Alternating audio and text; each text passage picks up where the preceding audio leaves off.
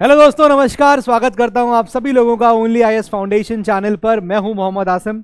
और दोस्तों, आज हम लोग अपना क्लास 11th की ओल्ड एनसीईआरटी आर.एस. शर्मा का चैप्टर नंबर 10 पढ़ने जा रहे हैं, जो कि बात करता है जैनिज्म और बुद्धिज्म का। तो एक काफ़ी लंबे अंतराल के बाद हम लोगों की मुलाकात हो रही है, तो थोड़ा सा आपको रिकैप करा दूंगा, रिवाइज करा दूंगा, सो दैट आप इस चैप्टर को कनेक्ट कर पाओ। बहुत ही आसान चैप्टर है, पूरा कंसेप्चुअल है।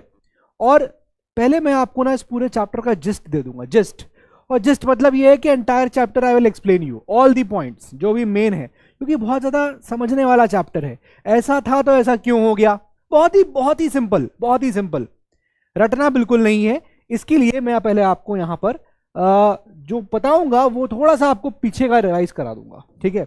ज़रा मेरे साथ साथ थोड़ा सा फॉलो करिएगा और बताते रहिएगा कि हाँ, ये आपको दिमाग में सेट कर लीजिएगा, हाँ यार ये तो मुझे याद आ गया। अब यार तुम याद करो, जब मैंने आपको वैदिक पीरियड पढ़ाया था, वैदिक पीरियड देखो कुछ इस प्रकार से अभी तक हमारा ये चैप्टर आज चलेगा। मैंने आपको पढ़ाया था चैप्टर नंबर 8, और ये चैप्टर बात कर रहा था ऋग्वैदिक पीरियड की, राइट। ऋग्वैदिक पीरियड चैप्टर की कनेक्टिविटी देखिए आप, ऋग्वैदिक पीरियड, ठीक है। इसके बाद फिर मैंने आपको पढ़ाया था chapter number 9, sir of course इसमें कौन से बताने वाली बात है, चैप्टर 9। और चैप्टर 9 जब मैंने पढ़ाया था तो मैंने बताया था कि ऋग्वैदिक पीरियड के बाद हुआ क्या था। 1000 बीसी में आप देखोगे आयरन की खोज हुई, और उस आयरन की डिस्कवरी की वजह से बहुत सारे चेंजेस हुए। And you will see the changes in the economy, polity, society and religion.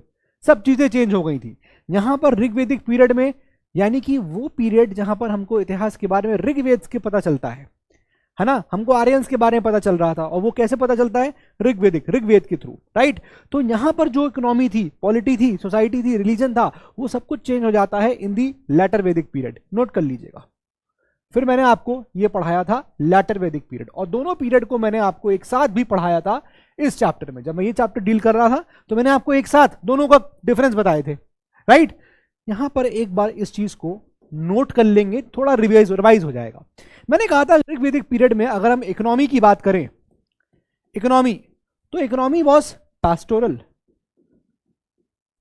Pastoral simple economy है, लोग पैस्टोरलिज्म कर रहे हैं, जानवर की चराई हो रही है, पैस्टोरलिज्म हो रहा है, ठीक है। उसके बाद 1000 बीसी में, 1000 बीसी में क्या हुआ, आयरन की डिस्कवरी हो गई। और आयरन की डिस्कवरी से, जब आयरन की डिस्कवरी हुई तो उससे एक्सेस, प्लाउज, ये सब आयरन के बने। और फिर जो यूपी बिहार का जो एरिया है, इफ़ यू सी, इस एरिया में बहुत ज़्यादा, मैंने बताया था, बारिश होती है। तो यहाँ के जंगल जो हैं बड़े ही घने होते हैं, और बड़े ही इनको काटना बड़ा मुश्किल काम है, और वो आयरन के बिना नहीं कट सकते थे। आयरन की खोज होने की वजह से अब क्या हुआ, ये जंगल काटे गए और यहाँ पर एग्रीकल्चर स्टार्ट हुआ। एग्रीकल्चर स्टार्ट हुआ तो मतलब इकोनॉमी चेंज हो गई। इस फेज में लोगों को एग्रीकल्चर की नॉलेज थी, यही मैंने आपको बताया था कि एग्रीकल्चर की नॉलेज थी, but agriculture was not the main economy, main driving force. Main economy was based on pastoralism. Economy based थी पैस्टोरलिज्म पे, जानवर की चराई हो रही है, सब हो रहा है। एग्रीकल्चर का ज्ञान था लोगों को, खेती बाड़ी का ज्ञान था, लेकिन जो इकोनॉमी थी वो एग्रीकल्चर बेस्ड नहीं थी। यही चेंजेस यहां देखने को मिलते हैं। और लेटर वैदिक पीरियड में आप देखोगे कि जो इकोनॉमी है वो क्या हो जाती है, इकोनॉमी गेट्स कन्वर्टेड इनटू, ये इकोनॉमी बन जाती है आपकी एग्रीकल्चर। राइट और रॉन्ग? 5 मिनट लगेगा, रिवाइज कर लो बस, 5 मिनट। अब अगर इकोनॉमी बदल गई कहीं की, तो डेफिनेट सी बात है उसकी पॉलिटी बदलेगी बदलेगी। हमेशा एग्जांपल देता हूं आप लोगों को, हमेशा बताता हूं। तो जैसे इकोनॉमी देखिए, if you see Afghanistan, if you see the countries of Africa, बहुत जगह वहां की इकोनॉमी देखिए आप, बहुत ही लो इकोनॉमी है, तो वहां की पॉलिटी डिफरेंट है। जहां की इकोनॉमी तगड़ी है, United states of America, China, वहां की आप पॉलिटी देखिए बड़ी स्ट्रांग होती है कि नहीं। तो भाई इस वक्त ऋग्वैदिक पीरियड में पॉलिटी कैसी थी, how was the polity, simple. लोग जना, सिंगल यूनिट में रह रहे थे, जन जिसको बोलते हैं, एक जना आ रहे हैं, 2 जना आ रहे हैं, 3 जना, एक जना, तो जना में रह रहे थे लोग, सिंपल। भाई इतनी इकोनॉमिक एक्टिविटी नहीं है, लोग बड़े सिंपल रह रहे थे, जितना उगाते थे उतना खा लेते थे, यही चल रहा था, है ना, ये चीज थी। लेकिन जब 1000 बीसी में आयरन की डिस्कवरी हुई, इकोनॉमी चेंज हुई, एग्रीकल्चर इकोनॉमी हो गई, यानी कि अब खेती बाड़ी स्टार्ट हो गई, तो कुछ लोग अमीर हो गए, कुछ गरीब हो गए, और यहीं से अब सिस्टम क्या हुआ, लोगों को रेगुलेट करने की जरूरत पड़ेगी, ऑब्वियस सी बात है। अब कुछ अमीर लोग हो गए, कुछ गरीब हो गए, जिनके पास राइट्स नहीं है उनको राइट्स दिलाने की बात है, जिनके पास राइट ज्यादा है उनको इक्वल प्लेइंग फील्ड देने की बात है। Now you need a system, और इसलिए अब यहां पर जो पॉलिटी थी वो चेंज हो जाती है, और पॉलिटी क्या बन जाती है, पॉलिटी बन जाती है जनपद। जनपद वेरी इंपॉर्टेंट, ये इसलिए वर्ड्स को मैं हाईलाइट कर रहा हूं क्योंकि यही जाके अभी आगे आप देखोगे तो महाजनपदा पढ़ेंगे हम लोग, वेरी इंपॉर्टेंट, ठीक है। फिर उसके बाद हमने सोसाइटी देखा था। सोसाइटी मैंने आपको बताया था कि लोग जो है मतलब अपने रिश्तेदारी बरादरी रह रहा था एक साथ, मैंने आपको स्टेटमेंट बताया था आपको एक। सोसाइटी मतलब अपने ही लोग रह रहे हैं, ट्राइबल सोसाइटी, चाचा भतीजा बुआ फूफा मामा चाची बुआ सब रह रहे हैं, आपस में रह रहे हैं। तो सोसाइटी कैसी थी, ट्राइबल थी, ट्राइबल सोसाइटी, ठीक है। जब इकोनॉमी बदल गई, पॉलिटी बदल गई, तो अब वहां के रहने वाले लोग ही बदलेंगे। जैसे एग्जांपल ले लो आप, अफगानिस्तान की इकोनॉमी देख लो, तो वहां की पॉलिटी समझ लो, आए दिन वहां पर तख्ता पलट हो गया। पाकिस्तान की इकोनॉमी देख लो, वहां की पॉलिटी समझो, और पॉलिटी समझ में आता है कि वहां की सोसाइटी कैसी है, समझ रहे हो। जैसे ही आपकी किसी और कंट्री को उठाओ जहां पर आपकी इकोनॉमी डिफरेंट है पाकिस्तान से, जहां पर आपकी इकोनॉमी पॉलिटी डिफरेंट हो जाएगी और सोसाइटी भी अलग हो जाएगी। यही चीज यहां देखने को मिल रहा है। तो सोसाइटी वॉज ट्राइबल, और यही सोसाइटी बाद में चेंज होकर कैसी हो जाती है, लेटर वैदिक पीरियड में हमने देखा था कि सोसाइटी वर्णा सिस्टम आ जाता है, वर्ण। अब यहां पर वर्णा सिस्टम एग्जिस्टेंस में आता है, वेरी वेरी इंपॉर्टेंट, इसको भी हाईलाइट कर लीजिए क्योंकि इसी के अभी इविल्स को मिटिगेट करते हुए दिखेंगे आपको जैनिज्म। जैनिज्म का बहुत बड़ा कंट्रीब्यूशन यही था। किताब में आर एस शर्मा ये लिखते हैं कि इन्होंने जो इविल्स थे वर्ण सिस्टम को, उसको मिटिगेट करने की बात करी थी। बात समझ में आ गया, अभी इसलिए इस पर स्टार लगा रहा हूं आपको। And then very important and last was religion, जहां से ये नेक्स्ट चैप्टर बर्थ लेते हैं। पहले रिलीजन कैसा था, हाउ वाज द रिलीजन, पहले गॉड थे आपके अग्नि इंद्र, ये सब गॉड्स थे उस वक्त, है कि नहीं, फायर अग्नि इंद्र। लेकिन उसके बाद यू विल सी कि बाकी वेदास, ऋग वेदा के बाद बाकी वेदास आपको यहां बनते हुए दिखते हैं, है ना, यजुर्वेद सामवेद अथर्ववेद। तो इधर अब रिलीजन कैसा हो गया, यहां पर ब्राह्मण्स की डोमिनेंसी देखने को मिलती है। ब्राह्मण्स डोमिनेंट हो गए, क्यों, क्योंकि सैक्रिफाइसेस परफॉर्म करने के लिए आपको ब्राह्मणों की जरूरत थी, वही सैक्रिफाइसेस परफॉर्म करते थे। तो हर चीज में आप देखोगे वहां पर इस वक्त इस पीरियड में ब्राह्मणिकल मतलब ब्राह्मणिज्म, ब्राह्मण्स का डोमिनेशन था। तो जो रिलीजन है वो मैं कह सकता हूं कि जो रिलीजन था इस जगह वो कैसा हो गया, वो हो गया ब्राह्मणिकल रिलीजन। ब्राह्मणिकल रिलीजन, बात समझ में आ गई, वेरी इंपॉर्टेंट, ठीक है ना। यहीं के बाद इसी चीज में कनेक्ट करते हुए आज मैं आपको डिस्कस करने जा रहा हूं chapter number 10, very very important. कहानी फ्लो चार्ट दिमाग में एकदम फिट होने चाहिए, तभी इतिहास रटने की बजाय समझने का बन जाएगा। अब आप मुझे खुद बताओ, अपने आप आंसर दोगे बिना पढ़ाए, अगर ब्राह्मणिकल डोमिनेशन है, यानी कि ब्राह्मण वर्ण सिस्टम क्या था, ब्राह्मण क्षत्रिय वैश्यास शूद्रास, ब्राह्मण और क्षत्रिय इनको कुछ प्रिविलेज मिलते थे, जो वैश्यास एंड शूद्रास थे वो नीचे थे, राइट। तो अब ये बताओ कि एक क्लास ऐसा दिख रहा है जो डोमिनेट कर रहा है, एक दिख रहा है जो डोमिनेट नहीं है, जिस पे डोमिनेशन हो रहा है। तो जाहिर सी बात है कि जो जिस पे डोमिनेशन किया जा रहा है, ठीक है, जो नीचे तबके के लोग हैं, लोअर वर्ल्ड में थे, वो इसके अगेंस्ट आपको रिएक्शन करेंगे ही करेंगे कि भैया हमारी ये गलती, समझ रहे हो। वही चीज यहां आपको देखने को मिलेगा। एंड चैप्टर नंबर 10 इसका नाम ही है Jainism and Buddhism.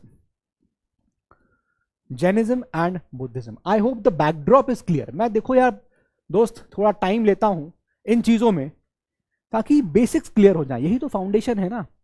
Only as foundation में पढ़ने का क्या मतलब, ये भी क्लियर होना चाहिए कि चैप्टर 9 के बाद चैप्टर 10 ये क्यों आ रहा है। और अगर एक बार बैकड्रॉप क्लियर हो गया कि जैनिज्म और बुद्धिज्म आप किस बैकड्रॉप में पढ़ने जा रहे हो, what is the backdrop, what is the backdrop, backdrop ये है कि ब्राह्मण्स डोमिनेट कर रहे हैं सोसाइटी को। व्हाट इज द बैकड्रॉप, वर्ण सिस्टम चल रहा है, यानी कि कुछ लोग ऊपर हैं, कुछ लोग नीचे हैं, कुछ लोग को लग रहा है कि हमको एक्सप्लॉइट किया जा रहा है, हम सप्रेस हो रहे हैं, हमको दबाया जा रहा है। उन्हीं लोगों का आपको रिएक्शन देखने को मिलेगा in this chapter of Jainism and Buddhism. तो जब मैं आपको जैनिज्म और बुद्धिज्म पढ़ाऊंगा, so what here I will discuss is, I will discuss कि व्हाट आर द कॉजेज क्यों ये रिलीजन फैलना शुरू हुए, पहले तो कॉज पे जाएंगे, और उसके बाद then we will discuss number 1 Jainism. Jainism के हम लोग बेसिक्स को जानेंगे, उसके बाद हम उसकी डॉक्ट्रिन्स को पढ़ेंगे और कैसे ये स्प्रेड हुआ इसको हम लोग डिस्कस करेंगे। Clear? Very simple. Then I will discuss with you Buddhism. Buddhism के हम लोग पहले बेसिक्स को जानेंगे। मैं बेसिक्स बोल रहा हूं तो मतलब मेरा कहने का ये है, बेसिक्स का मतलब क्या है कि भैया किसने स्टार्ट किया, गौतम बुद्ध की बात करेंगे तो जन्म कब हुआ, कहां हुआ, फादर मदर एटसेट्रा। ठीक है, जो बहुत बेसिक है, जिसमें कुछ ज़्यादा आपको समझने की जरूरत नहीं है, दैट्स जस्ट फैक्ट, राइट। लेकिन उनकी डॉक्ट्रिन्स इंपॉर्टेंट होंगी। ऐसी बुद्धिज्म की जो डॉक्ट्रिन्स हैं उस पर हम लोग यहाँ पर बातें करेंगे, है ना, और फिर वो कैसे स्प्रेड हुआ इस पर हम बातें करेंगे। And lastly you will find the reasons for decline, कैसे ये डिक्लाइन कर जाता है इस पर हम लोग फिर बात करेंगे। ठीक है ना, तो ये पॉइंटर्स हैं जिस पे हमारा चैप्टर बेस करेगा। हमको यही चीज़ें यहाँ पर पढ़नी है, बहुत ही आसान चैप्टर है। अब मैंने आपके ये 11 से 11 के 11 मिनट 11:30 मिनट इसलिए लिए ताकि आपको ये रिकलेक्ट हो जाए कि मैं क्या पढ़ा रहा था और कैसे इस चैप्टर का फ्लो चल रहा है। तो आई होप 10 चैप्टर आज पूरे हो जाएंगे इस किताब के, 1/3 of the book will be over, है ना। और कल मेरा नेक्स्ट चैप्टर भी आएगा, कल मेरा नेक्स्ट लेक्चर भी आएगा, तो वो 11 हो जाएगा आपका इस वीक में। ये यहाँ तक 11 चैप्टरों की कहानी आपके दिमाग में एकदम बैठ जानी चाहिए। और जब मैं आपको ये यूपीएससी का जो एनसीईआरटी फाउंडेशन बैच है उसमें पढ़ाऊंगा ना, तो वहाँ यही चैप्टर्स आप देखोगे कि क्योंकि वहाँ क्लासेस, नंबर ऑफ क्लासेस कम है, तो वो आपको 10-12 चैप्टर्स में, 10-12 लेक्चर्स में खत्म हो जाएगा। क्रक्स, आर एस शर्मा के 3 चैप्टर 4 चैप्टर मर्ज एक साथ पढ़ा देंगे। क्रक्स बात समझ में आ रहा है? पूरा क्लियर हो जाएगा। शुरू करते हैं इस जैनिज्म एंड बुद्धिज्म को, और मेरे साथ चलिए आप लोग हेडिंग लिख लीजिए, causes for the rise of Jainism and Buddhism. लिखिएगा, causes for the rise of Jainism and Buddhism. पहले तो हम समझते हैं क्यों राइज हुआ ये। अब एक बात तो आपको क्लियर समझ में आ रही होगी, क्या सर, कि सर इसका अगेंस्ट रिएक्शन होगा, ब्राह्मणिकल जो रिलीजन चल रहा था उसके खिलाफ रिएक्शन होगा। ऑब्वियस सी बात है, यही है। लेकिन मैं आपको यहाँ पर 4-5 रीजन दूंगा और वो सारे आपको यहाँ लिखने, कभी मेंस में भी आंसर आया तो भी आपको यही 4-5 पॉइंट्स ऐसे ही याद रखने हैं कि ये रीजंस थे। बात समझ में आ रही है? ठीक है। और कभी प्रीलिम्स में भी आ गया तो भी आपको पॉइंटर्स याद रहेंगे कि अच्छा ये रीजंस थे। चलिए आइए, first causes for the rise of Jainism and Buddhism.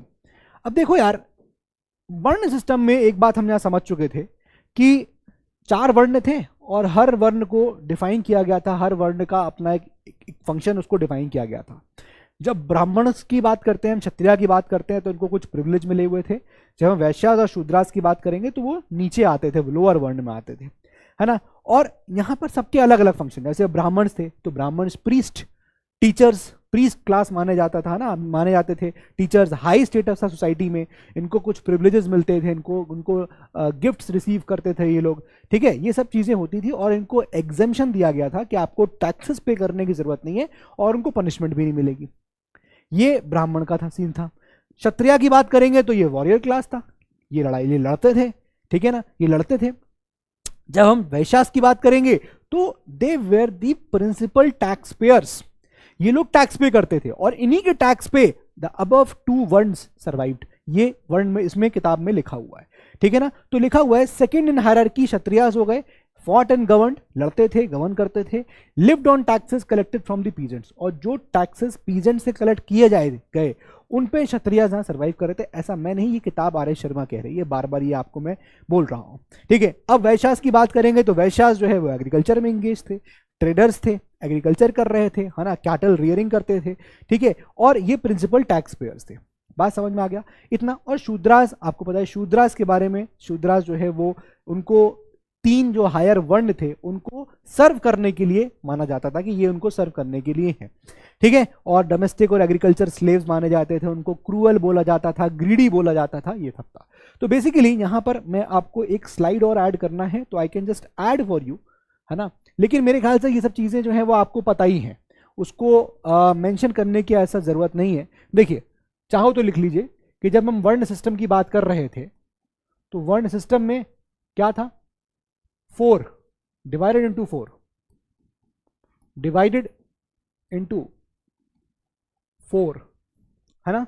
और इसमें मैंने आपको बताया था कि भाई जो ब्राह्मण्स थे, ब्राह्मणास, और जो क्षत्रियास थे, क्षत्रियास, इनको कुछ कुछ प्रिविलेजेस यहां पर मिलते थे, ठीक है ना।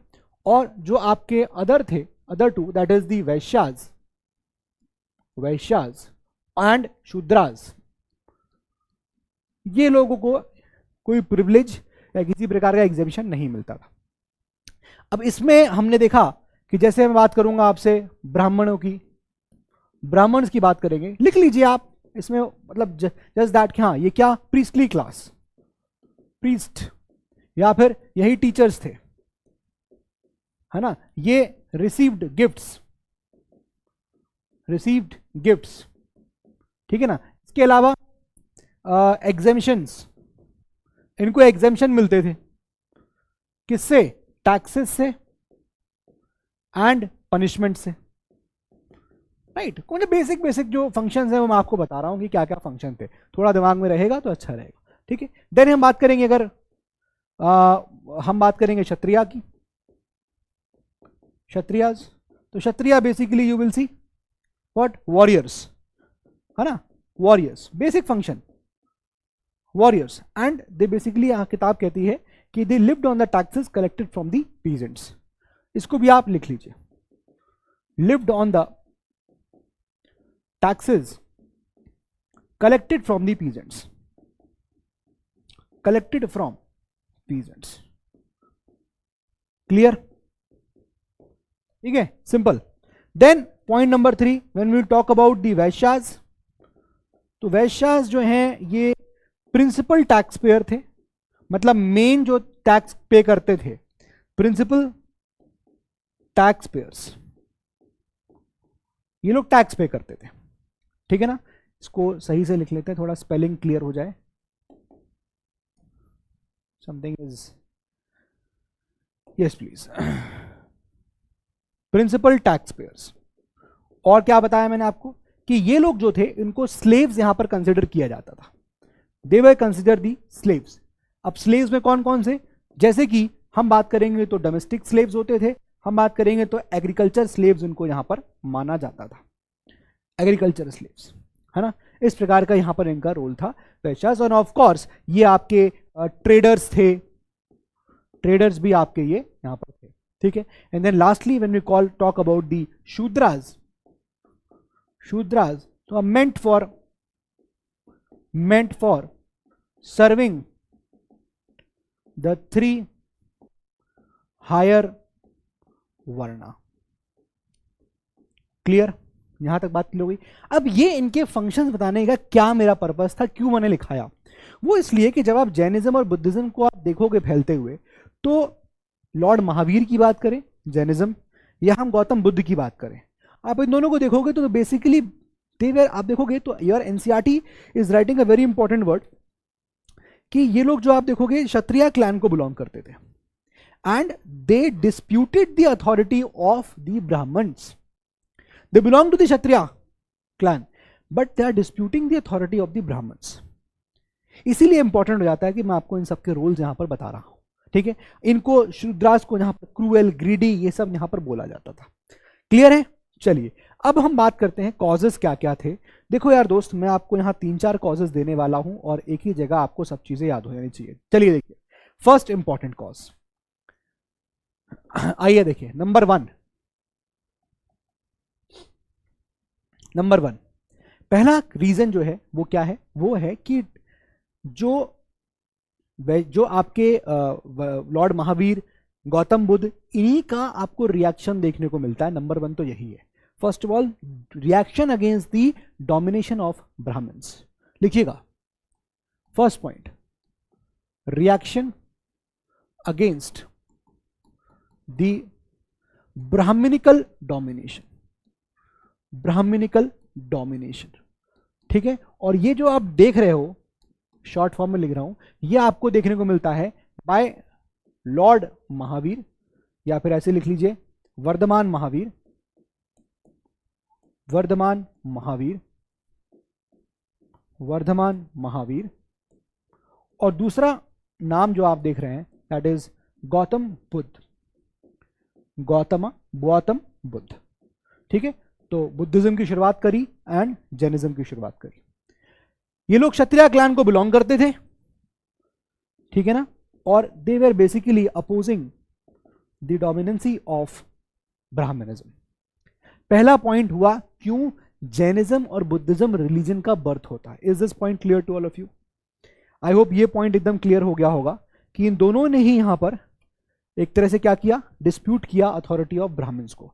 तो बेसिकली यहां देखोगे क्षत्रिय का जो रिएक्शन था अगेंस्ट दी, क्योंकि देखो इनकी पावर ज्यादा थी, ये प्रीस्टली क्लास थे, इनकी पावर ज्यादा थी, तो दे वर लाइक कि भाई हम क्यों नहीं, और इसी वजह से इनका रिएक्शन इनके अगेंस्ट देखने को मिलता है। ठीक है ना, तो ये पॉइंट आए होपफुली क्लियर हो गया होगा। ये क्षत्रिय थे, ये क्षत्रिय क्लैन, इनका जो रिएक्शन है वो यहाँ पर देखने को आपको मिल रहा है। एनसीईआरटी का मैं वो लाइन आपको यहाँ पढ़ना चाहता हूँ सो दैट आपको एकदम बहुत क्लैरिटी से मिल जाए। एक बार आप लोग चाहो तो अपनी एनसीईआरटी खोल लीजिए, और यहाँ पर पहला पॉइंट ही ये लिखा हुआ है, the Kshatriya reaction against the domination of the priestly class called Brahmins who claimed various privileges was one of the causes of the origin of new religion। तो यहाँ पर क्यों राइज हुआ जैनिज्म और बुद्धिज्म का, पहला चीज जो यहाँ पर ये जो रिएक्शन है वो देखने को मिला। फिर आगे लिखा है Vardhaman Mahavir who founded Jainism and Gautam Buddha who founded Buddhism belong to the Kshatriya clan and both disputed the authority of the Brahmins। Clear हो गया पॉइंट? ठीक है ना, तो ये क्षत्रिय क्लैन को यहाँ पर ये बिलोंग करते थे, क्षत्रिय क्लैन को बिलोंग कर रहे थे, and they both where disputing the authority of, लिख लीजिएगा, disputing the authority of Brahmins। Clear? Clear? पहला रीजन आया birth of Jainism and Buddhism. ठीक है, next second point very important, new agriculture economy. लिखिएगा न्यू एग्रीकल्चरल इकोनॉमी। अब इसका जरा अच्छे से मतलब समझ लीजिए, यहां पर अच्छे से मतलब समझ लीजिए। देखो यार, पहले बातें सुन लो फिर लिख लेना। मैंने आपको बताया था कि ये जो बेल्ट है यूपी बिहार वाली, यहां पर बहुत ज्यादा बारिश होती है, ओवर 100 सेंटीमीटर ऑफ रेनफॉल उस वक्त देखने को मिलती थी।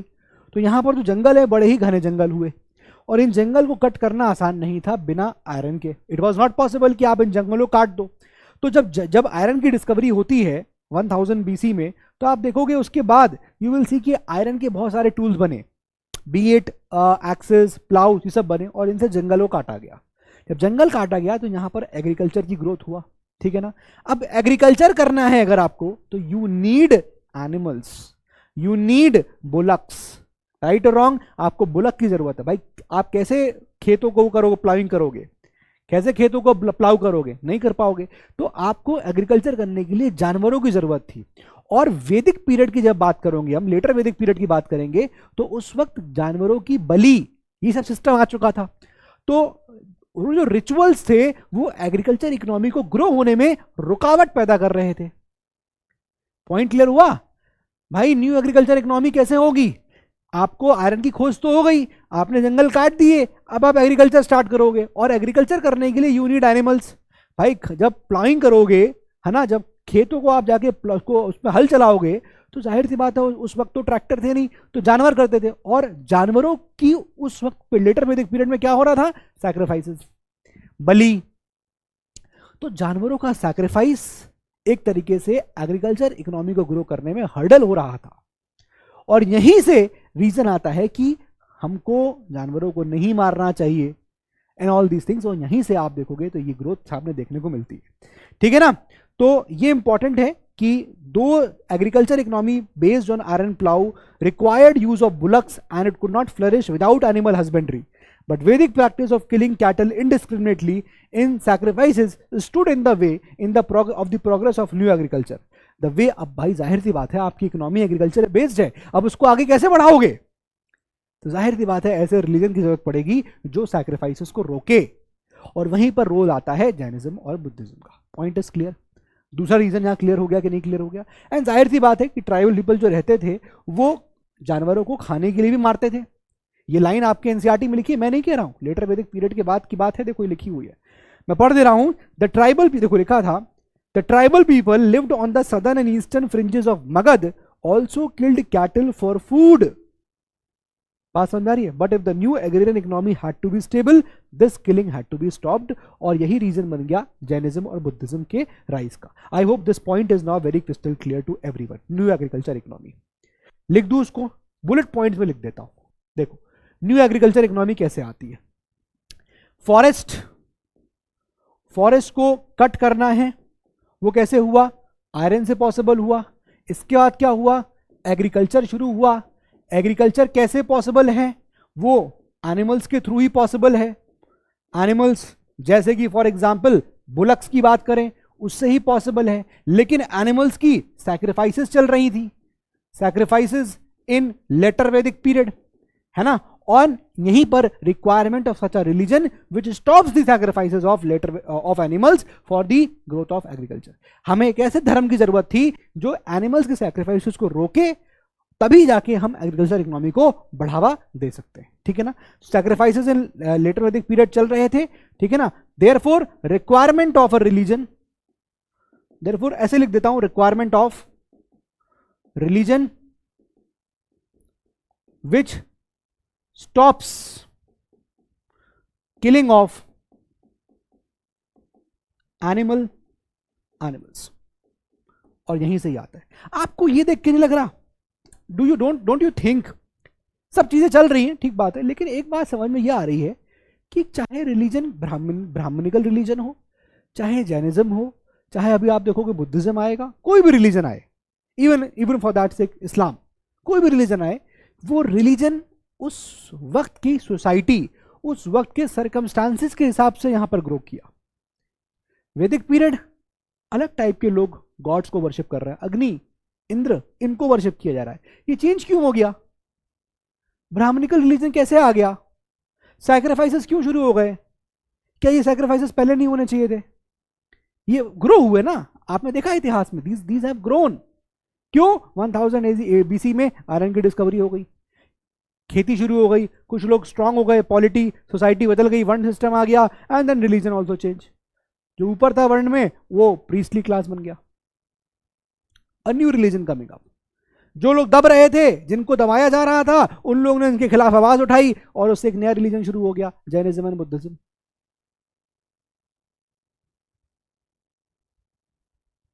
एक बात समझ में ये जो आ रही है ना यहां पर, समझो, मैं आगे कुछ मैं इसमें नहीं बोल रहा हूं, बट ये बताना चाह रहा हूं कि आपको कितना कंसेप्चुअल चीजें समझ में आ रही है, why it is happening. New agriculture economy, second reason. Number 3 very important, number 3 very important, इसको आप लिख लीजिए, नंबर 2। Yes please.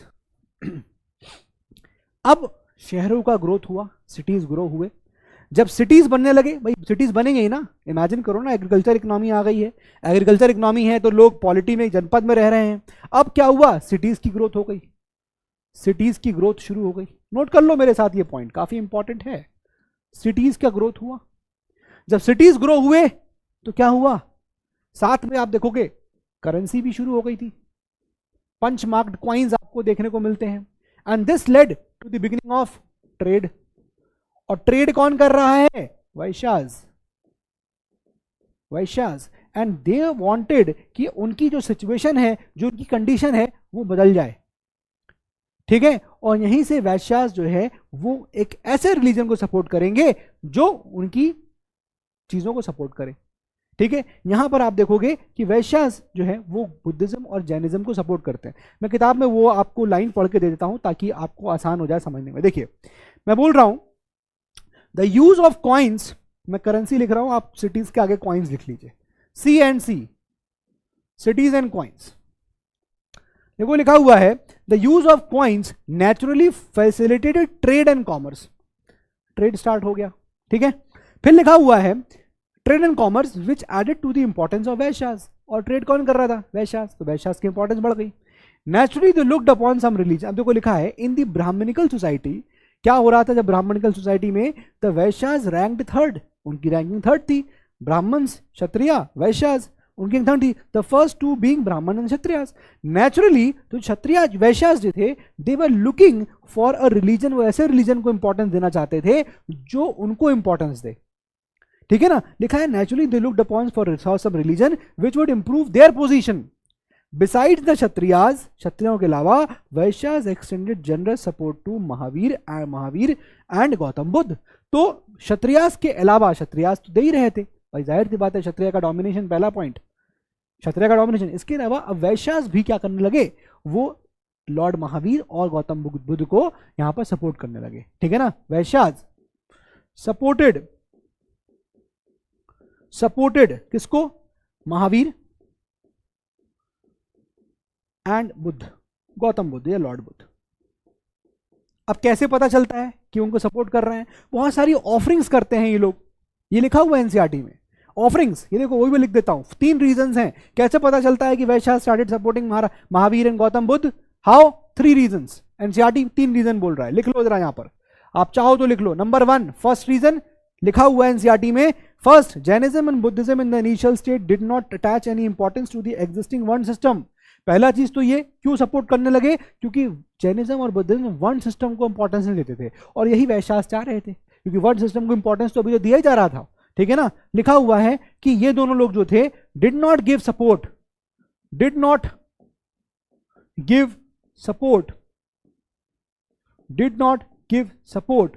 टू किसको? वर्ण सिस्टम को।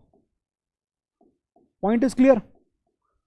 दूसरा, सेकंड रीजन क्या? ऑफरिंग्स। देखो लिखा हुआ है they preach the gospel of non violence, number 2, and third फिर लिखा हुआ है कि आप देखोगे Brahmanical law books called Dharmasutras decreed lending money on interest.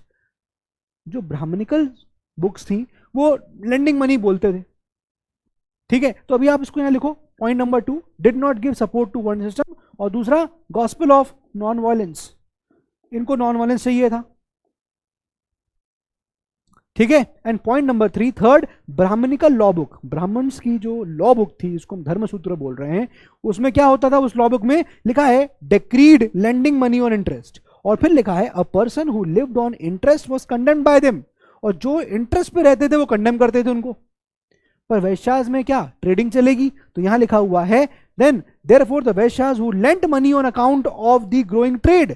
अब वैश्याज तो मनी को लेंड कर रहे थे ना, क्यों? क्योंकि ट्रेड होना है, और ट्रेड के लिए पैसा लेंड करते थे ये लोग, इसलिए वैश्याज जो है इस रीजन को भी नहीं चाहते थे, ब्राह्मणिज्म को, ब्राह्मणिकल रीजन नहीं चाहते थे वो। ये 3 रीजन थे जिसकी वजह से यहां पर ये third reason why Jainism and Buddhism grow. Clear. चौथा reason, fourth, yes please, and very important and very simple, materialistic life से दूर जाना। ये जैनिज्म और बुद्धिज्म का मेन इक्वेशन थी, या मेन उनका स्टेटमेंट था कि वर्ल्डली डिजायर्स, वर्ल्डली प्लेजर को छोड़िए, और यही वर्ल्डली प्लेजर, यही प्रिविलेजेस, यही फायदे ब्राह्मणिज्म को मिल रहे थे, और इसी के खिलाफ ये लोग आवाज उठा रहे थे। लास्ट पॉइंट ये लिखा है कि wanted to be away from the worldly and material life and create a social, क्योंकि worldly life social inequality create करती है। लिख लीजिए 4th पॉइंट, ठीक है, लिखिएगा। Jainism and Buddhism wanted to remain away from worldly life. क्यों? क्योंकि यह चीज क्रिएट करती है सोशल इनइक्वालिटी, और यही चीज यहां पर रिक्वायरमेंट थी, और इसी वजह से आप देखोगे तो ये रिलीजन एग्जिस्टेंस में आया। 4 रीजन है, this is the causes for the rise of Jainism and Buddhism. Clear. पहला, क्षत्रिय क्लैन, इनका reaction against the Brahminical domination, Brahmins dominate कर रहे हैं, उसकी वजह से पहला रीजन हुआ, आवाज उठाई गई कि हमको नहीं चाहिए ब्राह्मणिकल रिलीजन। दूसरा, न्यू एग्रीकल्चर इकोनॉमी, एग्रीकल्चर करने के लिए जानवरों की रिक्वायरमेंट थी, लेकिन जानवरों का सैक्रिफाइस किया जा रहा था लेटर वैदिक पीरियड में, और वो एक होड़ बना हुआ था, रुकावट बना हुआ था एग्रीकल्चर इकोनॉमी को ग्रो करने में, और इसलिए एक ऐसे रिलीजन की रिक्वायरमेंट थी जहां एग्रीकल्चर इकोनॉमी को ग्रोथ होने में कोई दिक्कत ना हो। और जैनिज्म और बुद्धिज्म इस बात को प्रीच कर रहे थे कि आप एनिमल्स को मत मारिए, कोई भी लिविंग बींग्स को मत मारिए, क्लियर। नंबर 3, सिटीज ग्रो हुए, कॉइन्स एग्जिस्टेंस में आते हैं, ट्रेड शुरू हुआ। ये ट्रेड जो है वैश्यास करते थे, एंड वैश्यास दे बेसिकली क्या, वो महावीर और गौतम बुद्ध जी को यहाँ पर सपोर्ट करते हैं। क्यों? क्योंकि भाई जाहिर सी बात है ट्रेडिंग के लिए जरूरी है, और ट्रेडिंग होगा तो सब सुख शांति है, कोई जरूरत ही नहीं है किसी का डोमिनेंसी हो। क्लियर। एंड फोर्थ वाज कि भाई जैनिज्म और बुद्धिज्म का मेन पॉइंट ही यही है कि वर्ल्डली डिजायर से दूर हो जाओ, क्योंकि सोशल इनइक्वालिटीज बना देता है। वर्ल्डली डिजायर्स ही तो है जो सोशल इनइक्वालिटी बनाता है। कोई बनना चाहता है कुछ, कोई बनना चाहता है कुछ, कोई सोचता है कि जीवन में मुझे 10 लाख करोड़ रुपए कमाने हैं, कोई सोचता है कि मुझे जीवन में 10,000 मिल जाए बहुत है।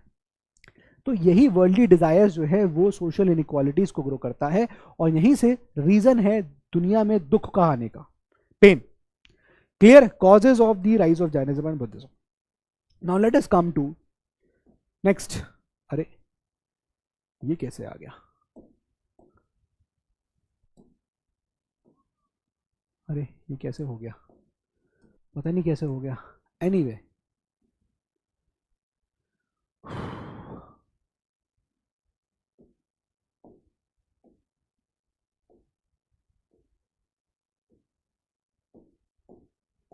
यस, ये मैं मिटा रहा हूँ क्योंकि मैंने कॉपी कर ली है स्लाइड, तो वैसे तो यहाँ पर एक ब्लैंक स्लाइड आ जाएगी तो मैं आप लोगों को आगे लिख पाऊंगा।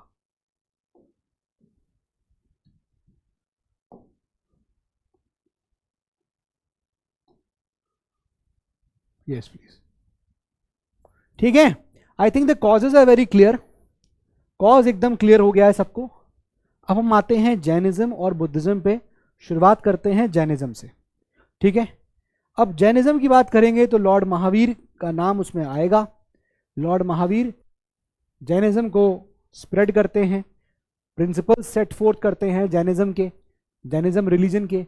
और किस तरीके से हम देखेंगे कि उनकी प्रीचिंग्स ऐसी थी कि कुछ ऐसा पॉइंट्स भी आए जिसकी वजह से आप देखोगे कि जैनिज्म के अंदर एक डिवीजन भी देखने को मिलता है सेक्ट्स में। एक थे श्वेतेंबर और एक थे दिगंबर्स। ये कैसे होता है इन सब चीज़ों को यहाँ पर हम लोग पढ़ेंगे। ठीक है, तो चलिए पहले मैं आपको अच्छा देखो, ये सब चीज़ें यहाँ पर जो ले रखी है ना, ये सब थ्योरी है। कॉजेज ऑफ ओरिजिन में पोस्ट वैदिक वर्ण सिस्टम, रोल्स क्या क्या थे डिफरेंट में, सब आपको थ्योरी दे रखा है। शूद्रा और उनकी पोजीशन क्या थी, ये सब चीज़ें हैं। फर्दर कॉजेज देखो, एग्रीकल्चर ट्रांसफॉर्मेशन सब लिखा हुआ है। कैटल सैक्रिफाइस कॉन्फ्लिक्ट क्या था, सब मैंने आपको बता दिया। सिटीज़ का ग्रोथ हुआ, कॉइन्स एंड ट्रेड्स आए, वैश्यास ने सपोर्ट किया, है ना, और प्राइवेट प्रॉपर्टी के खिलाफ थे। तो ये सब चीज़ें आप यहाँ पर पढ़ सकते हैं। Now we directly come to Vardhaman Mahavir. Jainism का स्टार्टिंग यहीं से होता है, and this goes back to the very ancient times. अब जैनिज्म में आपको बताया कि ये लोग 24 तीर्थंकर्स में बिलीव करते हैं जैनिज्म। और 24 तीर्थंकर्स यहाँ पर हम बोलेंगे टीचर्स, या जिसको बोलेंगे लीडर्स। इनके जैनिज्म रिलीजन है उसमें आपको 24 तीर्थंकर्स मिलेंगे। ठीक है, अब जो अक्सर पहले से स्टार्टिंग से बहुत सारे एग्जाम में क्वेश्चन बनता है, सिंपल फैक्ट, पहले तीर्थंकर कौन थे, 24 तीर्थंकर का नाम आता है, 23 तीर्थंकर का नाम आता है ना। तो ये आपको पता होना चाहिए। ठीक है, तो फर्स्ट तीर्थंकर ऋषभ, जो he is believe to be the first Tirthankara, right, who was born in. अब ये सब पॉइंट्स आपके यहाँ लिखे हैं, इसमें कुछ भी फैक्ट ऐसा नहीं है जो मैं आपको यहाँ पर बताऊं कि इसको याद कर लो, इसको लिख लो। ठीक है, बिल्कुल फैक्चुअल चीज, एकदम फैक्चुअल। महावीर अकी जैना टीचर हैड 23 प्रेडिसेसर्स तीर्थंकर्स। तो लॉर्ड महावीर वाज द 24 तीर्थंकर। ठीक है ना। ठीक है, तो मैंने आपको बताया कि भाई 24 तीर्थंकर्स थे, 24 तीर्थंकर्स थे। तीर्थंकर्स का मतलब क्या हो गया बता दिया मैंने आपको, टीचर्स, टीचर्स बता दिया मैंने आपको, या लीडर्स कह दो, रिलीजियस लीडर्स थे। ठीक है, तो जो 24th थे, जो 24th थे वो आपके वर्धमान महावीर थे, वर्धमान महावीर थे। ठीक है, जो फर्स्ट थे, जो फर्स्ट थे वो ऋषभदेव, ऋषभदेव। ये कुछ नाम है जो आपको याद करने पड़ेंगे। ठीक है ना, ऋषभदेव। अब ऋषभदेव, अब इसके बाद 23 तीर्थंकर का नाम भी आता है, एंड लिखा हुआ है कि the first tirthankara is believed to be Rishabhdev who was born in Ayodhya. He is said to have laid the foundations of human society। 24 तीर्थंकर लॉर्ड वर्धमान महावीर, जो कंटेम्प्रेरी थे गौतम बुद्ध के। अब ध्यान रखना कि वर्धमान महावीर जिस वक्त है, कंटेम्प्रेरी का मतलब यह है कि जिस वक्त वर्धमान महावीर हैं उस वक्त पैरेलली आप देखोगे गौतम बुद्ध भी एग्जिस्ट कर रहे हैं, कंटेम्प्रेरी, ठीक है। 24 तीर्थंकर was Vardhaman Mahavir who was contemporary of Gautam Buddha. According to Jaina tradition, most of the early Tirthankars were born in the middle Ganga basin and attained Nirvana in Bihar. अब ये एक चीज यहाँ पर बोली जाती है जो आपको याद रखनी है। चलिए, ये सब पॉइंटर्स हैं जो आपको क्लियर हैं, जैसे कि महावीर 23rd जो तीर्थंकर थे, 24 तीर्थंकर थे और इनके ऊपर 23 थे। Jainism originated around 9th century BC, 9th century BC के आसपास जैनिज्म का ओरिजिनेशन होता है। महावीर जो है, लॉर्ड महावीर या वर्धमान महावीर, वो लास्ट तीर्थंकर थे। ये पॉइंट भी क्लियर है, देखो पॉइंटर्स है, इसको बुलेट पॉइंट में लिखते जाओ, ओनली बुलेट पॉइंट्स, और कुछ करना ही नहीं है इसमें। Then Rishabh Dev, he is possibly Jainism का या फिर फर्स्ट तीर्थंकर इनको माना जाता है। अब ये कुछ फैक्ट है, बस आपको क्या करना है, जहां मैंने हेडिंग लिखाया है एक एक बुलेट पॉइंट बना बना के लिखते जाओ, इसलिए मैंने बुलेट्स में दे रखा है। इसमें कुछ भी कॉन्सेप्चुअल नहीं है, जहां कॉन्सेप्चुअल आएगा वो मैं आपको बताऊंगा। चलिए देखिए आगे, देखिए associated with Ayodhya, settled around 500 BC. अब ये जो बर्थ होती है या जो यहाँ तीर्थंकर्स हैं वहाँ लिखा हुआ है, देखिए ऋषभ देव जो है who was born in Ayodhya, and importantly यहाँ पर यही लाइन लिखी है कि according to the Jaina tradition, ये मैं लाइन पढ़ के आपको बता रहा हूँ, लिखा हुआ है according to the Jaina tradition most of the early Tirthankaras were born in the middle Ganga basin and attained nirvana in Bihar. The 23rd तीर्थंकर was प्रश्वनाथ who was born in Varanasi. अब 23rd तीर्थंकर का नाम भी यहाँ पर आ रहा है, ठीक है ना, 23rd तीर्थंकर का नाम भी यहाँ पर आपको देखने को मिल रहा है, 23rd, he is प्रश्वनाथ, ठीक है। ये सारे फैक्ट्स वैसे लिखे हुए हैं, मैं इसलिए लिखना नहीं चाह रहा हूँ क्योंकि टाइम वेस्ट होगा, फैक्ट बताने में कोई टाइम मतलब नहीं है। देखो, most Tirthankaras till the 15th were born in the eastern UP and Bihar. ऐसा ये ट्रेडिशन आया कि भाई 15वें तीर्थंकर तक आप देखोगे कि ज़्यादातर तीर्थंकर जो हैं वो यूपी बिहार के एरिया में उनका जन्म होता है। Historicity of these claims is uncertain due to the lack of settlements, लेकिन आप बहुत ज़्यादा इसको क्लेम नहीं कर सकते क्योंकि मतलब you can not historically you can not claim it कि हाँ ऐसा हुआ, बट ठीक है ऐसा माना जाता है, इसलिए मैं ट्रेडिशन वर्ड यूज कर रहा हूँ। Tirthankaras myths were created to give Jainism ancient roots, और तीर्थंकर के जो मिथ्स थे, मतलब जैनिज्म का किस प्रकार से बढ़ना शुरू हुआ, ये तीर्थंकर्स यहाँ पर इसको ग्रो करना स्टार्ट करते हैं। और ये जैसे मैंने आपको बताया, ये एक इंपॉर्टेंट पॉइंट है जो आपके एनसीईआरटी में दिया है, इसको आप याद रखिएगा कि born in the mid Gangetic basin and निर्वाण उनको बिहार में मिला, ठीक है। ये एक पॉइंट है जो आपको यहाँ ये याद रखना है। देखिए प्रश्वनाथ बता दिया मैंने आपको, परश्वनाथ, इसकी स्पेलिंग शायद यहाँ पर करेक्ट कर लीजिएगा, कुछ गलत लिख दिया अगर तो, ठीक है। 23rd यहाँ नोट कर लीजिएगा, आप लोग लीजिएगा, ठीक है। तो नेक्स्ट, हाँ, Parshvanath 23rd Tirthankara from Banaras, born in Banaras, again a very static point. Abandoned royalty and embraced asceticism, Vardhamana Mahavira the founder of Jainism, Mahavira successor to Parshvanath, abandoned royalty for asceticism. अब देखो सिंपल बात है, ये सब बहुत अंग्रेजी लिखी हुई है, एक शब्द में एक लाइन में आपको बता देता हूँ। सिंपल सी बात क्या है, जैनिज्म और बुद्धिज्म की थ्रू आउट क्या रहेगी कि वर्ल्डली प्लेजर्स को, वर्ल्डली डिजायर्स को खत्म करना है। ये जो आप वर्ड देख रहे हो ना एस्टिसिज्म, मतलब आप एक तरह से वर्ल्डली प्लेजर्स को खत्म करिए, वही लिखा है, मतलब सॉरी आप एम्ब्रेस इसको एम्ब्रेस करिए एस्टिसिज्म को, मतलब हम जी रहे हैं without the worldly pleasures, no materialistic desires, ठीक है ना। तो अबंडेंट रॉयल्टी को पूरा खत्म कर दिया और हमने इस चीज को एम्ब्रेस कर लिया एस्टिसिज्म को, ठीक है ना। Then Vardhaman Mahavir is the true founder, lord Mahavir, Vardhaman Mahavir उनको माना जाता है, and he also did the same thing, he was the successor of 23rd जो तीर्थंकर थे, प्रश्वनाथ उनके सक्सेसर थे, and he also abandoned the royalty and all the worldly pleasures को abandon कर देते हैं और एस्टिसिज्म को वो यहाँ पर एम्ब्रेस कर लेते हैं, ठीक है। नेक्स्ट, नाउ वर्धमान महावीर का बेसिक्स जो है, जो बेसिक नॉलेज जो है पता होनी चाहिए। देखिए 540 बीसी में इनका यहाँ पर क्या होता है, इनका यहाँ जन्म होता है वैशाली में, ठीक है, near Vaishali, not actually Vaishali, near Vaishali होता है। फादर, इनके फादर का नाम था सिद्धार्थ, इनकी मदर का नाम था त्रिशला। अब ये जो त्रिशला इनकी मदर हैं, लिच्छवी के जो राजा थे, चीफ जो थे लिच्छवी के, उनकी बहन त्रिशला थी, और Trishala was the mother of this Vardhaman Mahavir, समझ रहे हो। और जो लिच्छवी के किंग थे, प्रिंस थे या चीफ थे, जो भी थे, उनकी बेटी की शादी बिंबिसार से होती है, ठीक है, इस तरह से आप देखोगे कि जो लॉर्ड महावीर का जो फैमिली बैकग्राउंड है वो नोबल्स के कनेक्टेड है, एक नोबल फैमिली से वो आते हैं। समझ रहे हो कि नहीं समझ रहे हो? Father Siddharth, mother Trishala. जो बच्चा यहां पर हुआ, the child is Lord Mahavir.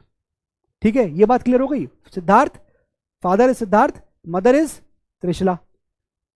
जो यहां पर सन हुआ, ही इज वर्धमान महावीर।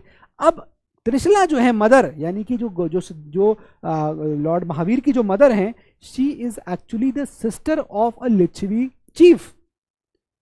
तो एक तरह से लिच्छवी की चीफ जो बहन थी, सॉरी जो बेटी थी, वो एक तरह से कजिन हो गई लिच्छवी की डॉटर।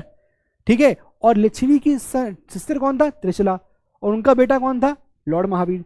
तो जो सिस्टर डॉटर थी उनकी लिच्छवी चीफ की, she was married to Bimbisara. बात समझ में आ गया? यही लिखा है सारी information. Born in 1540, father Siddharth, and father Siddharth was the head of the Kshatriya clan. Then mother was Trishala, she was the sister of the Licchavi chief Chetak. Licchavi chief की जो डॉटर थी वो बिंबिसार से शादी होती है उसकी। Mahavir family is tied to Magadh royal family. यहां पर ये बात क्लियर आती है, बिंबिसार का रोल का नाम कहाँ आता है? जब मगध का नाम आएगा। ठीक है ना? तो महावीर की जो फैमिली है वर्धमान महावीर की, उनका जो कनेक्शन है वो मगध की रॉयल फैमिली से निकल के यहाँ पर आता है। सेम चीज आपको दिखेगा गौतम बुद्ध के अंदर भी, अभी वहां भी मैं आपको बताऊंगा। High connections facilitated the engagement with princes and nobles. And obvious सी बात है, जब आपके इतने हाई प्रोफाइल कनेक्शंस होते हैं तो ये चीज प्रोपोगेट करने में, आगे बढ़ाने में आसानी हो जाती है। तो हाई कनेक्शंस जो थे फैसिलिटेटेड, यानी made it easy engagement with the princess and nobles. End of course इससे जो दूसरे प्रिंसेस और नोबल्स थे उनके साथ जो कनेक्शन है वो इजी हो गया। इन लोगों को पता चल गया, अच्छा ठीक है वर्धमान महावीर, सम्मान Vardhaman Mahavir, and then we started Jainism. तो फिर इन लोगों ने अडॉप्ट कर लिया। ठीक है ना? अभी देखो आएगा वो चीज। Now initiated, now Mahavir journey. Now Mahavir journey आपको लूसेंट की जैसे किताबों में आपको बस पॉइंटर्स मिलते हैं, वही चीज आपको यहाँ भी याद रखनी है। इनकी जर्नी स्टार्ट होती है as a householder, and then he turns into an ascetic. He gives up the worldly pleasures, और एकदम ऐसे हो जाते हैं कि हमको वर्ल्डली प्लेजर जरूरत नहीं है। He turns into an ascetic at the age of 30। ठीक है ना? ये एक पॉइंट हो गया। नाउ 12 सालों तक वो वॉन्डर करते रहे। किसी भी एक गांव में वो एक दिन से ज्यादा रुकते नहीं थे, और किसी भी एक टाउन में 5 डेज से ऊपर वो नहीं रुकते थे। 42 ईयर्स की एज में, यानी 30 साल की एज में वो एसेटिक हो गए, और उसके बाद 12 साल वॉन्डरिंग करी, 12 साल वो मूव किए एक जगह दूसरे जगह, and then at the age of 42 he abandoned his clothes also. 42। और यहां से जब वो प्रीच करते हैं तो जो लोग मतलब कहते हैं कि भाई इस क्लोथ्स की जरूरत भी नहीं है, तो जो लोग लॉर्ड महावीर की बात को मानते हैं, मतलब जो क्लोथ्स एकदम गिव अप कर देते हैं, दे वर दिगंबर्स। और जो व्हाइट क्लोथ पहनते हैं, व्हाइट कपड़ा, if you see white cloth around the body, they are Shvetambaras. तो ये सेक्ट में डिवीजन यहां पर देखने को मिलता है। श्वेत means white, Shvetambaras and Digambaras. So abandoned the clothes at 42 with omniscient attainment, conquered misery and happiness through kaivalya. ये बहुत इंपॉर्टेंट है। मतलब कैवल्य की मदद से conquered the happiness and misery, चाहे सुख हो चाहे दुख हो, उसको कैप्चर कर लिया था। ठीक है ना? उसको यहां पर कैप्चर कर लिया। एंड इंपॉर्टेंटली जैनिज्म यही कह रहा था कि आपको मिजरी को दूर करना है, आपको अपनी प्रॉब्लम्स है उसको दूर करना है। This was the main thing which was said. ठीक है, मैं 1 मिनट आपको बता देता हूं। Yes please. The state of absolute bliss और इनर फ्रीडम। तो इस स्टेट ऑफ माइंड से जहां पर इनर फ्रीडम, ब्लिस ये फील कर रहे थे वो, उससे उन्होंने इस मिजरी को खत्म कर लिया लाइफ से, हैप्पीनेस को एक्वायर कर लिया। So he conquered the misery and happiness. Titled Mahavira, इसी के बाद उनका नाम महावीर हो गया, द ग्रेट हीरो और जीना। यानी जीना का मतलब क्या होता है? कॉन्करर। कॉन्करर। अब चूंकि इन्होंने जीत लिया था, ठीक है ना, कॉन्करर थे। He conquered misery, he conquered happiness. ठीक है ना? तो इसको जीना बोलते थे। Great hero, conqueror. ये वर्ड जो है ना जीना, जैन, वो जीना से आता है। जैन्स, जीना जैन्स, यहीं से आता है। ठीक है ना? नेक्स्ट आगे देखिए। His followers were called as Jains. Again मैंने आपको पॉइंट बता दिया। Spread religion for 30 years, now spreading the religion for 30 years, यानी कि 72 years की एज हो गई। And obviously at the age of 72 उनकी डेथ होती है 468 BC में नियर पावापुरी। क्लियर है? And obviously spread religion 30 years कहाँ कहाँ फैलाते हैं? Mission across Kosal, Magadh, Mithila, Champa etcetera, इन सब जगह वो अपने इस रिलीजन को फैलाता है। तो एक बात समझ में आ गई कि भाई उनको उनकी रॉयल फैमिली से कनेक्शन थे। Father was Siddhartha, he was the head of the Kshatriya that area. ये देखिए father, yes yes, Kshatriya clan, head of the prominent Kshatriya clan. Father, mother was Trishala and Trishala was the sister of the Licchavi chief Chetaka, और चेतक की जो बेटी थी उसकी शादी बिंबिसार से हुई। तो इस तरह से यहाँ पर लॉर्ड महावीर का जो कनेक्शन है वो नोबल फैमिली, रॉयल फैमिली से रहता है। और इसकी वजह से जो एनलाइटनमेंट यहाँ पे जो भी यहाँ पर फैलाना था रिलीजन को, वो और ज्यादा यहाँ पर फैसिलिटेट हो जाता है, ईजी हो जाता है। ठीक है ना, ये बात समझ में आ गई। And then when he started his journey, household की तरह शुरू करते हैं। Then he turns ascetic in 30 years of age. 12 years he wanders, एक दिन ज्यादा वो रहते नहीं है गांव के अंदर, और 5 days ज्यादा रुकते नहीं थे किसी भी टाउन के अंदर। And then at the age of 42 you will see क्या हो गया, he gave up clothes also, abundantly clothes. ठीक है, एंड देन 30 years वो अपने रिलीजन को फैलाते हैं, एंड 72 years में एज में उनकी यहाँ पर डेथ हो जाती है। क्लियर यहाँ तक पॉइंट सारा? नाउ जैन की फिलॉसफी की बात करते हैं। अब जैन की यहाँ पर हमको, हाँ ये तो हो गई पूरी कहानी जो उनकी बेसिक की थी। अब जो मैंने आपको बताया था that we will discuss about the doctrines, we will discuss about the doctrines, right, ये वाला पॉइंट। तो अब हम इसकी डॉक्ट्रिन्स और इसके स्प्रेड के ऊपर बात करेंगे। डॉक्ट्रिन्स में देखो बहुत ही बेसिक पॉइंट्स हैं जिसको आपको एज इट इज यहाँ पर याद करना है, और उसमें कुछ भी नहीं है। ठीक है, मैं नीचे इसको ले आ रहा हूं।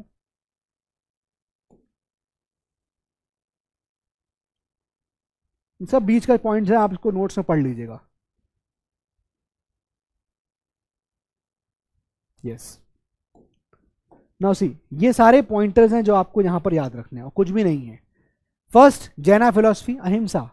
यही बोलते थे कि आपको लड़ना नहीं है, non violence, avoid violence, non violence, सत्य बोलना है, truthfulness, you don't have to steal, आपको कभी चोरी नहीं करनी है, नॉन पोजेशन ऑफ प्रॉपर्टी, इसको क्या बोला गया, अप्रिय ग्रह, प्रॉपर्टी को आपको नहीं, अपरिग्रह, सेलिबेसी, ब्रह्मचार। अब देखो ये जो 5th पॉइंट है यहां पर आप देख रहे हो ना, 1 2 3 4 5, ये तो प्रीवियस तीर्थंकर्स ने ऐड किया था, लेकिन जो 5th वाला है added by Mahavir, added by Mahavir.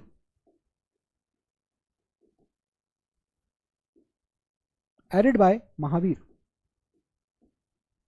Clear है? सेलिबेसी, ब्रह्मचार्य। अब ये भी पॉइंट यहां पर आता है बुक में, मैं आपको बताता हूं, वैसे तो बड़ा अच्छा ही पॉइंट था वो।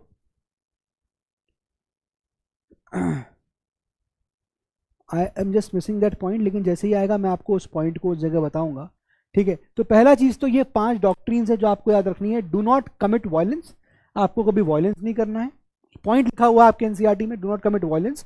देन लिखा हुआ है point number 2, do not speak a lie, झूठ मत बोलो। डू नॉट स्टील, चोरी मत करो। Do not acquire property, property acquire मत करो, क्योंकि अगेन वर्ल्डली डिजायर है, वर्ल्डली प्लेजर है, ये एक्वायर करोगे तो दुख में जाओगे। And then observe continence, that is brahmacharya. ठीक है ना, तो 5th डॉक्ट्रिन जो है वो महावीर, वर्धमान महावीर ने खुद ऐड करी, बाकी 4 जो हैं वो उन्होंने प्रीवियस टीचर से अपने यहाँ क्या कर ली थी, उसको एक्वायर कर लिया था। ठीक है ना, तो इसके अलावा अहिंसा, नॉन इंजरी, ये सब चीजें भी जो है वो करने को मना करते हैं। आप उसको अपने एनसीईआरटी में मार्क कर लीजिएगा, यही सब पॉइंट्स वहां पर आराम से दिए गए हैं। ठीक है, अब इंपॉर्टेंटली जहां पर आपने बोला कि भाई अहिंसा नहीं करना है, वहीं बहुत सारे ऐसे राजा थे जो एग्जीक्यूशन का ऑर्डर कर देते थे कि भैया इसको एग्जीक्यूट कर दो। बात समझ में आ रहा है? ये भी चीज होती थी। क्लियर? तो महावीर जो है, although Parshva the predecessor of Mahavira had asked his followers to cover the upper and lower portion of the body. जो इसके पहले जो तीर्थंकर थे, 23rd तीर्थंकर, वो ये कहते हैं अपने फॉलोअर से to cover the upper and the lower portion of the body, लेकिन Mahavira asked them to discard clothes altogether. यहीं पर जो है वो जो फैक्शन, जो सेक्ट का डिवीजन है वो उसी के बाद आता है, और वहीं से हम निकल के आता है क्या, श्वेतांबर एंड दिगंबर। ठीक है, लेकिन ये पॉइंट मैं आपको बता चुका हूं कि ये पॉइंट जो है ब्रह्मचार्य वो सिर्फ महावीर के द्वारा ऐड किया गया है। Jainism attained attached utmost importance to ahimsa, ahimsa नहीं करनी, नॉन इंजरी नहीं करनी, लेकिन at the same time killing भी हो रही है। Some Jain kings even ordered execution of person guilty of animal killing. मतलब यहां तक ये भी हुआ कि आप अगर एनिमल को मार देते हैं तो कुछ राजा ऐसे भी थे जो ये ऑर्डर कर देते थे कि पर्सन को गिल्टी है, एग्जीक्यूशन ऑफ द पर्सन, उस पर्सन को एग्जीक्यूट कर दो अगर उसने एनिमल को मारा हुआ है। यहां तक ये भी था, कुछ जैन राजा ये भी ऑर्डर कर देते थे। क्लियर है?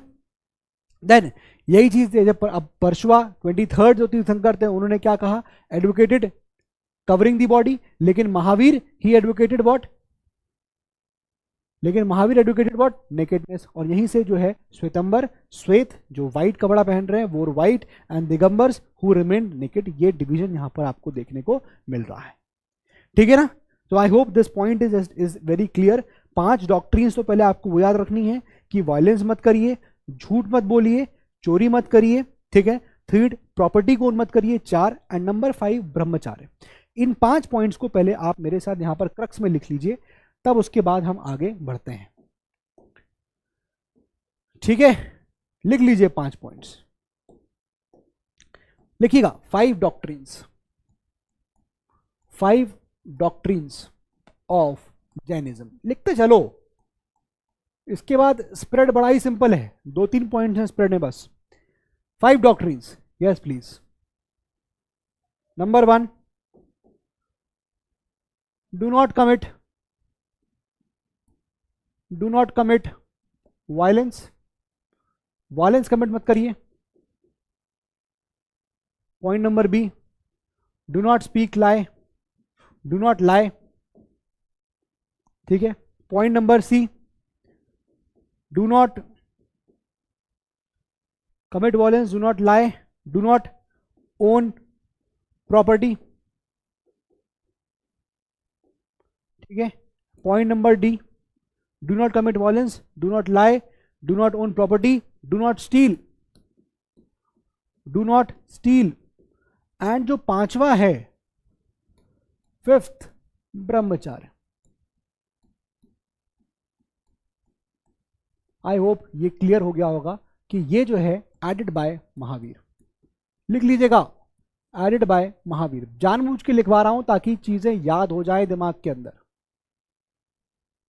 इसके अलावा आप देखोगे तो नॉन वायलेंस को, अहिंसा को, इन सबको इंपॉर्टेंस दी गई, ठीक है ना। और यही इनके यहां पर प्रिंसिपल्स थे, और होपफुली आपको ये समझ में आ गया होगा। अच्छा, यहीं से एक पॉइंट और लिख लीजिए which is related to the division. देखिए यहां पर 23rd जो तीर्थंकर थे, 23rd जो तीर्थंकर थे, परस्वनाथ, emphasized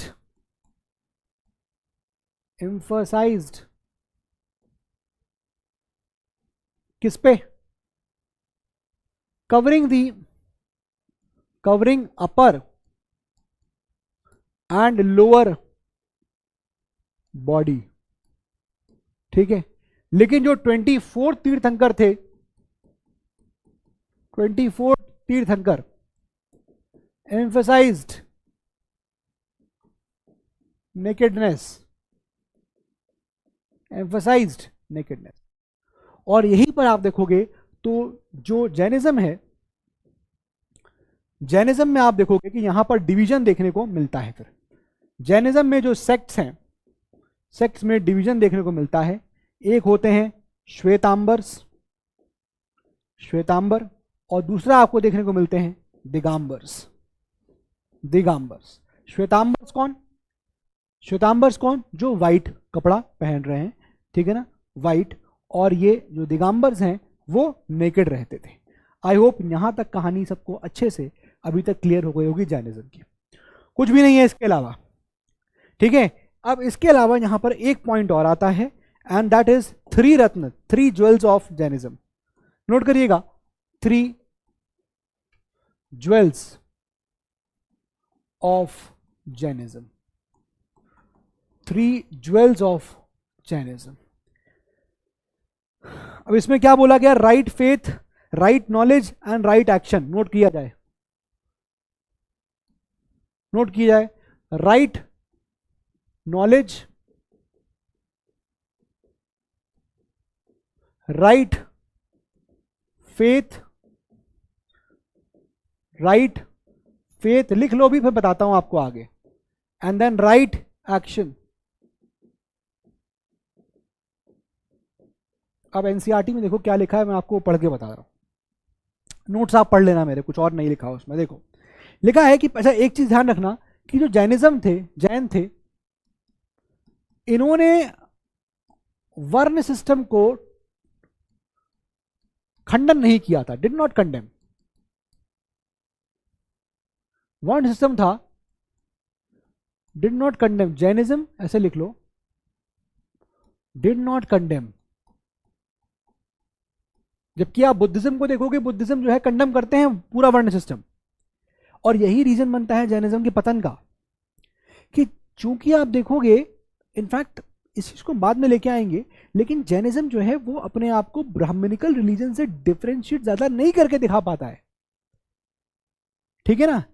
ऐसे बुद्धिज्म टोटली आप देखोगे कि वो बुद्धिज्म वो वर्ण सिस्टम को एकदम कंडेम कर देते हैं, नहीं है कुछ, लेकिन ये नहीं करते हैं, ठीक है। अब देखो, according to Mahavir, a person is born in high और in lower varna according to his virtues. Mahavir, lord Mahavir का कहना यह था कि कोई भी व्यक्ति कैसे, वो किस वर्ण में पैदा होगा, हायर वर्ण है कि लोअर वर्ण है, वो डिपेंड करेगा कि उसके वर्च्यूज कैसे हैं, उसके कार्य कैसे हैं, उसके सिन कैसे हैं, पाप किया है, गुनाह किया है, अच्छे काम किए हैं, उस पर डिपेंड करेगा। बात समझ आ रही है, ये चीज बोला जा रहा है। In fact Mahavira looks for human values in Chandala. Chandala basically, मैं इसलिए बता रहा हूं लाइन आपको कि आप लोग ढूंढोगे, चंडाला एक लोअर कास्ट, तो उस लोअर कास्ट के अंदर भी वो ह्यूमन वैल्यू जरूर रहनी चाहिए। और यहीं से ये 3 ज्वेल्स निकल के आते हैं कि अगर आपको लिबरेशन चाहिए, आपको मोक्ष की प्राप्ति करनी है, तो किसी भी सैक्रिफाइस, किसी भी रिचुअल की जरूरत नहीं है, जैसा कि लेटर वैदिक पीरियड में हो रहा था। कोई भी किसी भी तरह का सैक्रिफाइसेस की जरूरत नहीं है, यही पे है, no sacrifices required, no sacrifices required. काहे के लिए? For liberation. भाई आप देख रहे थे ना लेटर वैदिक पीरियड में सैक्रिफाइसेस, रिचुअल्स, ये सब चीजें चल रही हैं। यहां पर क्या बोल रहा है? No sacrifice required. और आदमी ये काम कैसे कर सकता है? How liberation can be achieved? Through 3 jewels of Jainism. अगर उसको लिबरेशन चाहिए तो right knowledge, right action and right faith, ये 3 चीजें होंगी तो उसको लिबरेशन मिल जाएगा। इसको बोलते हैं 3 ज्वेल्स या त्रिरत्न ऑफ जैनिज्म। इसको त्रिरत्न ऑफ जैनिज्म भी कहा जाता है, नोट कर लिया जाए। This is 3 Ratna of Jainism. Clear? I hope this is very crystal clear now, ठीक है। मूविंग ऑन, हम आगे बढ़ते हैं। अब आते हैं हम लोग इसके स्प्रेड पर। देखिए, please give the heading spread. Spread कैसे होता है? 2 इंपॉर्टेंट चीजें बतानी है मुझे आपको इसमें, वो यहां देख लीजिएगा। एक स्प्रेड जो हम देख रहे हैं वो होगा साउथ इंडिया की तरफ, साउथ इंडिया की तरफ, वेस्ट इंडिया की तरफ, ठीक है। और एक जो हम देखेंगे वो होगा कलिंग, उड़ीसा, ठीक है। अब जरा कहानी को यहां ढंग से सुनना, बहुत ही अच्छे से सुनना, सब क्लियर हो जाएगा। अगर कर्नाटका की बात करें, साउथ इंडिया में जब स्प्रेड होता है, अगर हम कर्नाटका की बात करें, पहले देखो ये स्प्रेड ही क्यों हुआ, पहले तो वो समझ लो।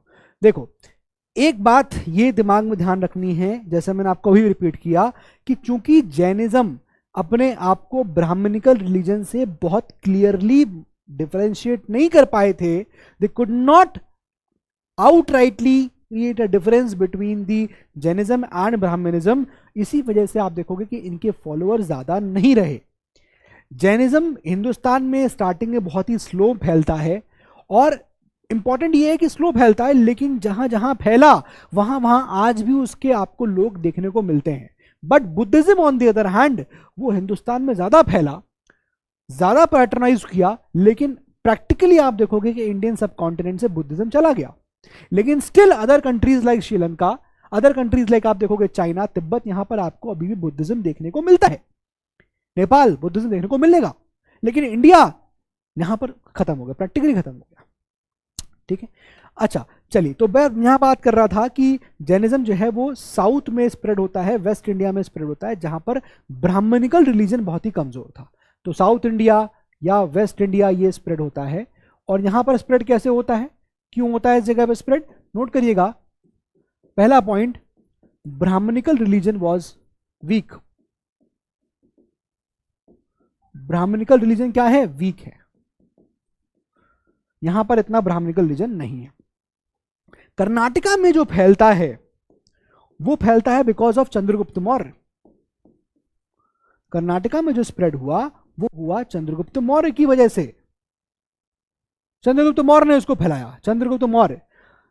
अब एम्परर जो है वो जैन रिलीजन को एक्सेप्ट कर लेता है और वो अपने लास्ट के डेज जो है वो कर्नाटका में व्यतीत करता।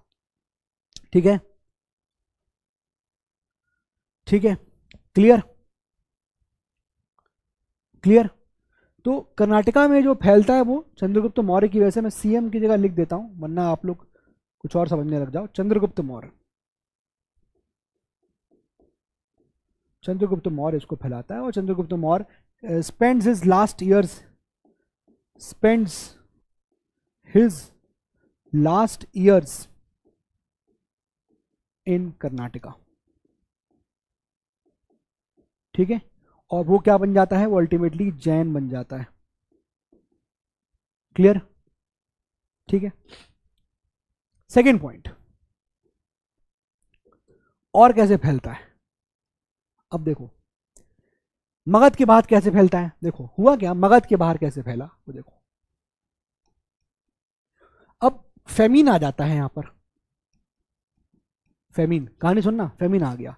बहुत सारे ऐसे यहां पर जैनास थे जो माइग्रेट कर गए कहां पर? साउथ। और बहुत सारे लोग थे जो वहीं मगध में ही रहते रहे। ठीक है, 12 साल तक फेमिन चला। जब खत्म हुआ तो साउथ वाले लोग रिटर्न करके आए, रिटर्न। तो इन लोगों का क्लेम ये था, इन्होंने क्या क्लेम किया कि हम लोग अभी भी जैन्स के जो टीचिंग्स हैं, जैन्स प्रीचिंग्स, उनको होल हार्टेडली फॉलो करते हैं। इनका क्लेम, रिटर्न हुए तो इनका क्लेम ये था कि हम अभी भी जैनों के टीचिंग्स को, प्रीचिंग्स को जो ओरिजिनल थी उनको फॉलो करते हैं और ये लोग नहीं करते हैं। इनके बीच में डिस्प्यूट हो गया। समझ में आ रहा है कि नहीं आ रहा बात? भाई मगध से बाहर कैसे पहला? फेमिन आ गया। बहुत सारे ऐसे जैन्स थे जो माइग्रेट कर गए कहाँ? साउथ में माइग्रेट कर गए।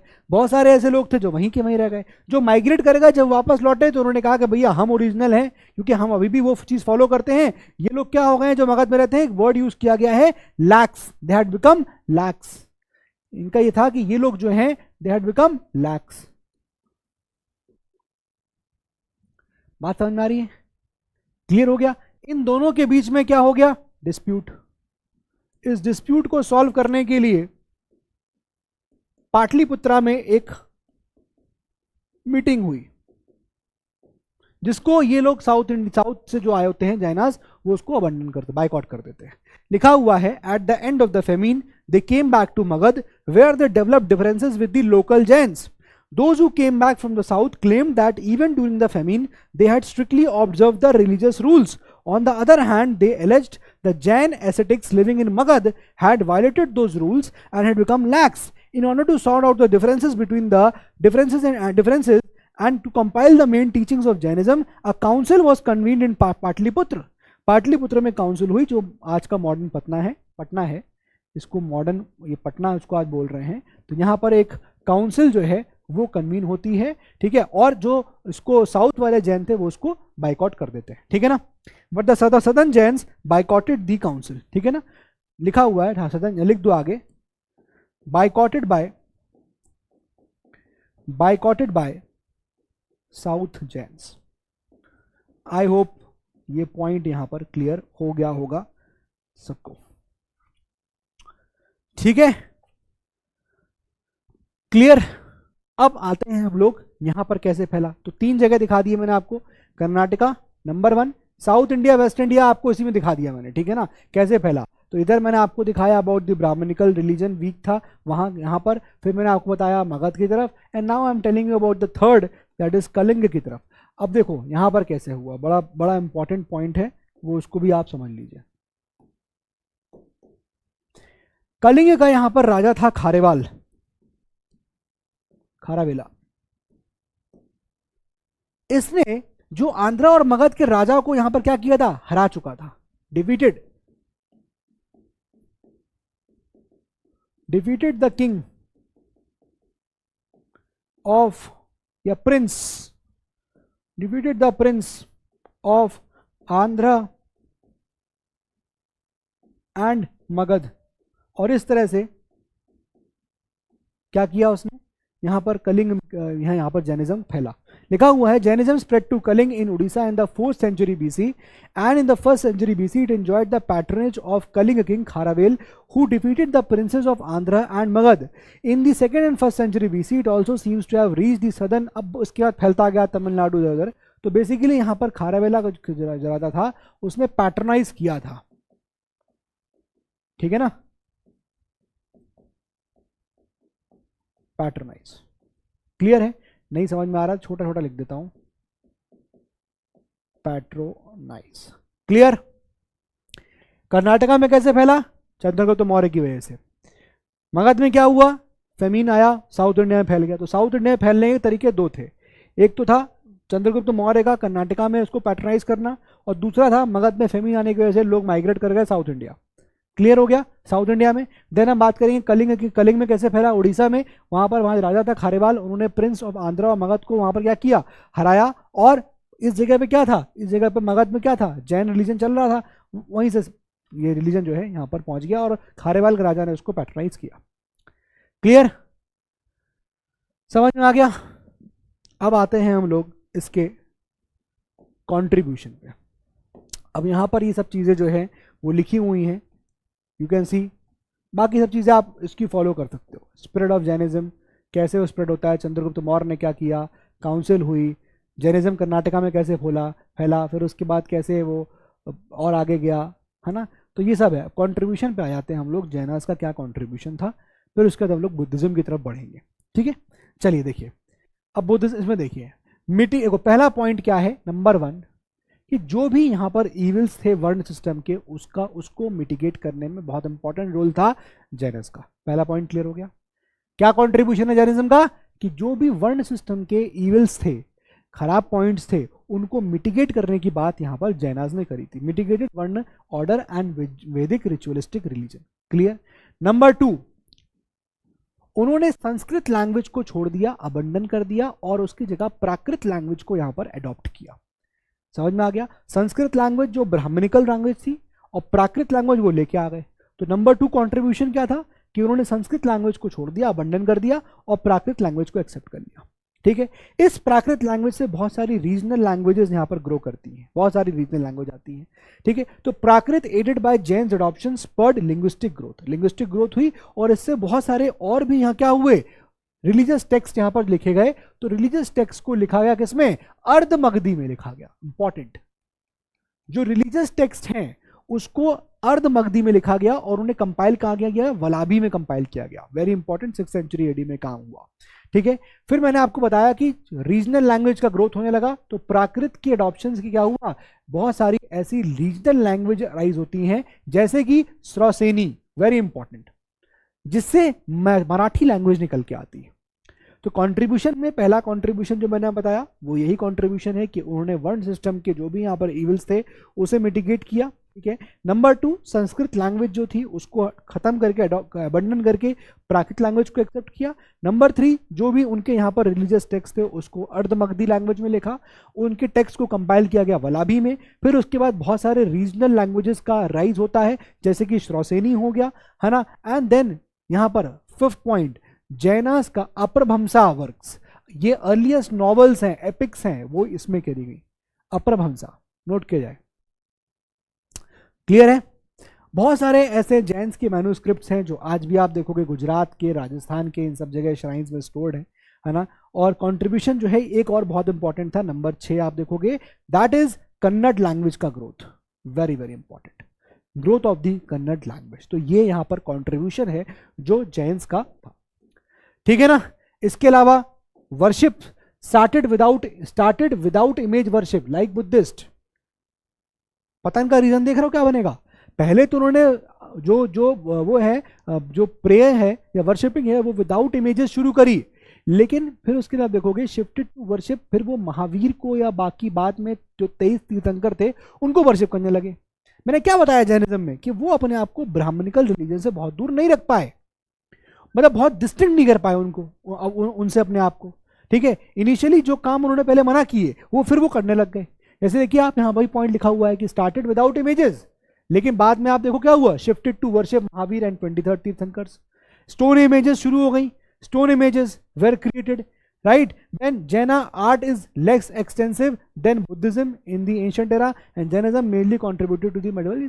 इसमें इतना इंपॉर्टेंट पॉइंट नहीं है, लेकिन रीजन भी समझ में जो आ रहा है जैनिज्म का कि वो अपने आप को ब्राह्मणिकल रिलीजन से बहुत ज्यादा डिस्टिंक्ट नहीं कर पाए थे। क्लियर हो गई यहाँ तक बात, ठीक है। नाउ अब हम बात करते हैं गौतम बुद्ध। गौतम बुद्ध जी के अब हम लाइफ के बारे में, बेसिक्स के बारे में बात करेंगे पहले तो। अगेन जिसको लिखने की अब आप जरूरत नहीं है, यहाँ पर हम इसको ओरली समझ लेंगे, आप एनसीईआरटी मार्क करिएगा या फिर आप मेरे नोट से जो है वो आप इसको देख सकते हैं। तो इनके जन्म की बात करेंगे तो 563 बीसी में नेपाल के लुम्बिनी में इनका जन्म होता है, ठीक है। अगर आप इसको आइडेंटिफाई करना चाहोगे तो इसको पिपरवाहा से, पिपरवाहा इससे आइडेंटिफाई किया जाता है कि हाँ आइडेंटिकल माना जाता है कि ये जगह पिपरावा जो है वो लुम्बिनी से या नेपाल की जगह जो है वहाँ से मैच करती है। ये शाक्या क्षत्रिय क्लैन को बिलोंग करते हैं एंड फादर जो है वो इनके कपिल वस्तु के रूलर थे, मदर जो है वो कौशल डायनेस्टी की प्रिंसेस थी। अगेन तो ये भी जैसे मैंने आपको कहा था कि जैसे लॉर्ड महावीर का नोबल फैमिलीज के थ्रू कनेक्शन था, वैसे यहाँ पर गौतम बुद्ध उनका भी कनेक्शन आप देखोगे कि वो भी एक रॉयल फैमिली से आ रहे हैं। अब आप इमेजिन करो कि सारे सुख हैं जीवन में, रॉयल फैमिली से आ रहे हैं, हर प्रकार की खुशियां हैं, सब हर प्रकार की हैप्पीनेस, हर मटेरियलिस्टिक चीज, दुनिया की सारी पावर उनके हाथ में, राजा के बेटे, सब कुछ है, लेकिन फिर भी उसके बाद they are abandoning the world, they are abandoning the materialistic things.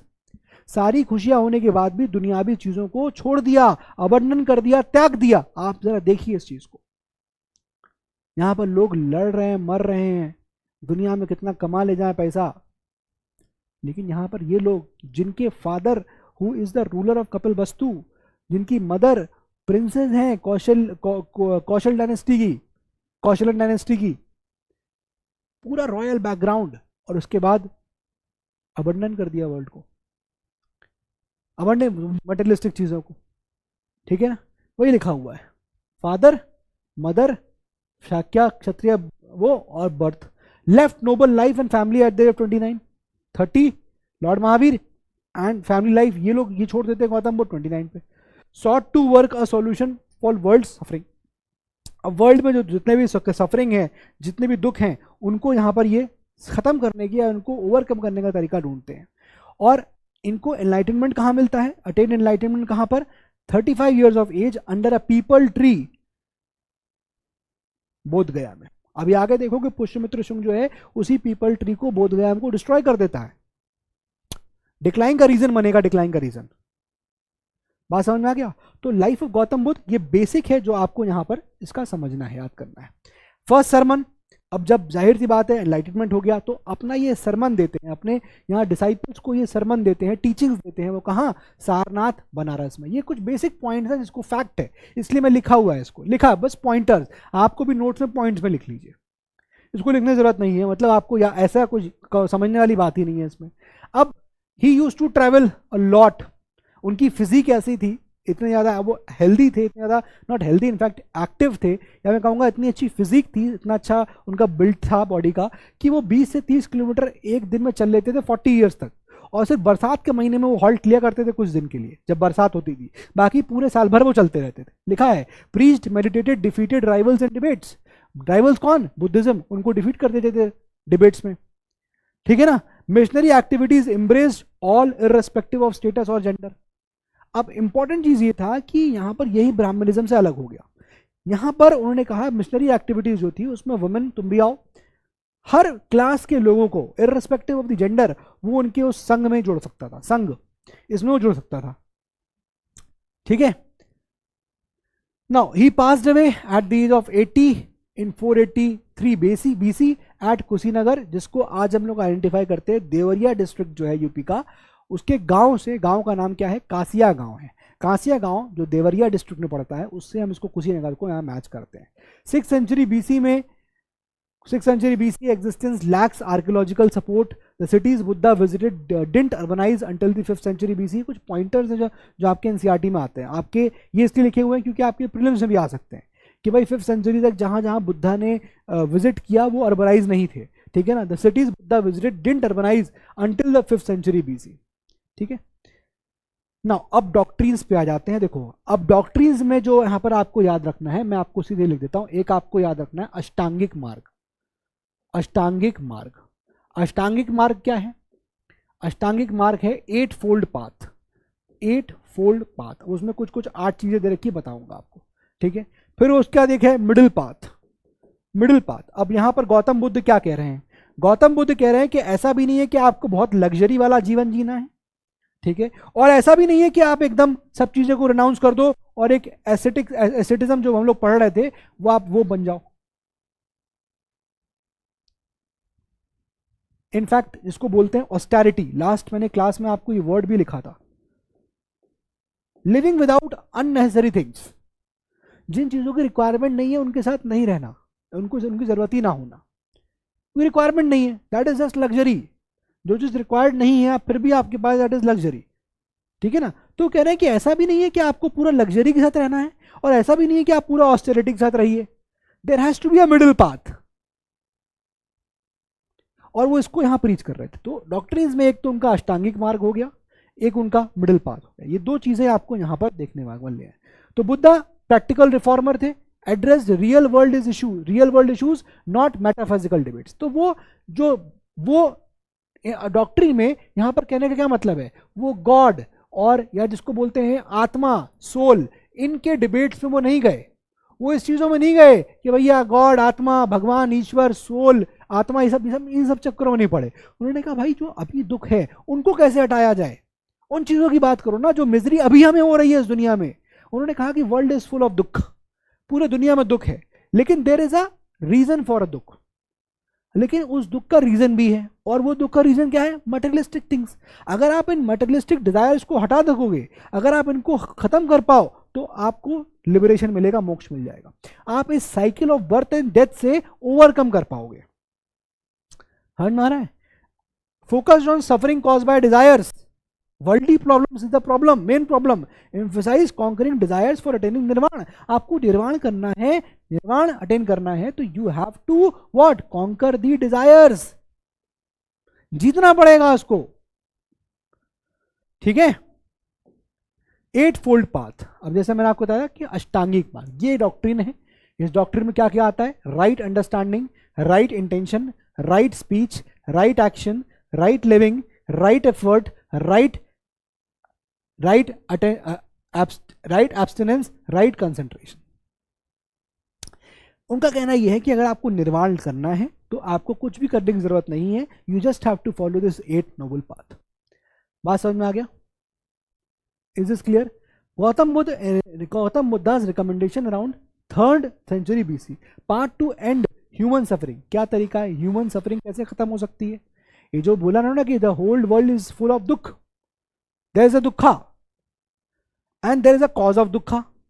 दुखा मतलब दुख, ऐसे बोलते हैं फिलॉसफी में, ऐसे ही बोलते हैं। There is a cause, there is दुख, the world is full of दुख, there is a cause of दुख, and then there is a way how to eliminate दुख। और वो ये बताया कि 8 fold path, path to end the human sacrifice. आपके जीवन में भी काम आएगा ये। राइट ऑब्जर्वेशन होना चाहिए आपका, राइट डिटर्मिनेशन होना चाहिए, राइट स्पीच, राइट एक्शन, ठीक है, right livelihood, exercise, memory, meditation. Following the path breaks free from the priestly influence. और अगर आप ये फॉलो करोगे, आप right understanding, right intention, right speech, right action, right living, right efforts, ये सब आपके हैं, तो आपको फिर किसी प्रीस्ट, पुजारी, मौलाना, इन सब के चक्करों में पड़ने की जरूरत नहीं है।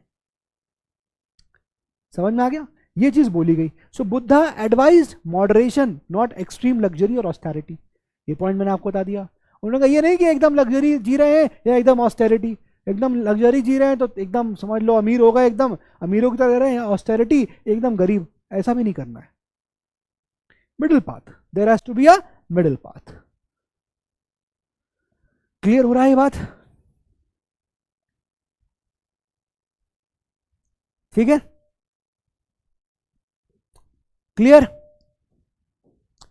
अब कोड ऑफ कंडक्ट। अब कोड ऑफ कंडक्ट में आपको जैसे जैनास का कोड ऑफ कंडक्ट मिला, इसी तरह से आपको बुद्धिज्म का भी कोड ऑफ कंडक्ट मिलेगा। जैसे वहाँ पर 5 डॉक्ट्रिन्स मैंने आपको बताई, वैसे ही आपको यहाँ पर भी 5 मिलने वाले। कौन कौन? Simple simple. क्या कोर प्रिंसिपल से? नो वायलेंस, वहाँ भी कहा जा रहा था non violence. Again no coveting others property, property यहाँ भी बोला गया, जहाँ भी बोला गया। देन नो इंटॉक्सिकेंट्स, इंटॉक्सिकेंट्स मना किया गया। नो लाइंग, झूठ नहीं बोला, वहाँ पर ही बोला था do not lie. No indulgence in corrupt practices, और किसी भी तरह की जो घूसखोर वाली प्रैक्टिसेस है, करप्ट प्रैक्टिसेस, फॉल्स प्रैक्टिसेस, उनमें आप यहाँ पर इंडल्ज मत होइए। अब स्पेशल फीचर्स क्या थे बुद्धिज्म के एंड कॉजेस क्या है उसके स्प्रेड होने के। अब ये सब चीजें जो हैं बहुत ही सिंपल हैं। Again special features of Buddhism यहां पर क्या है, चलिए अब इसको मैं आपको यहां पर 1 2 3 पॉइंट्स में यहां बता देता हूं, सिंपल सिंपल से हैं। Rejects the existence of God and soul, पहला जो स्पेशल फीचर था बुद्धिज्म का, जितने पॉइंट्स हमने लिखे वो क्रक्स हो जाएंगे। गॉड, सोल, आत्मा, इन सबको बुद्धिज्म नहीं मानता है, पहले चीज, ठीक है ना, इन सबको नहीं मानता है। नंबर 1 फर्स्ट पॉइंट लिख लेना, हेडिंग डाल दो special features of Buddhism. Number 1 लिखो उसमें, rejects the existence of God and soul. ना गॉड ना सोल, सोल मतलब आत्मा, इन दोनों को यहाँ पर बुद्धिज्म नहीं मानते हैं। वो ये कहता है बुद्धिज्म कि भैया जो अभी वर्ल्डली डिजायर्स हैं उनको रोको, अगर अपनी मिजरी अपनी प्रॉब्लम्स को खत्म करना है। ये ईश्वर और ये सब चीजें का कोई मतलब नहीं। अभी वर्ल्डली डिजायर कैसे खत्म होंगी?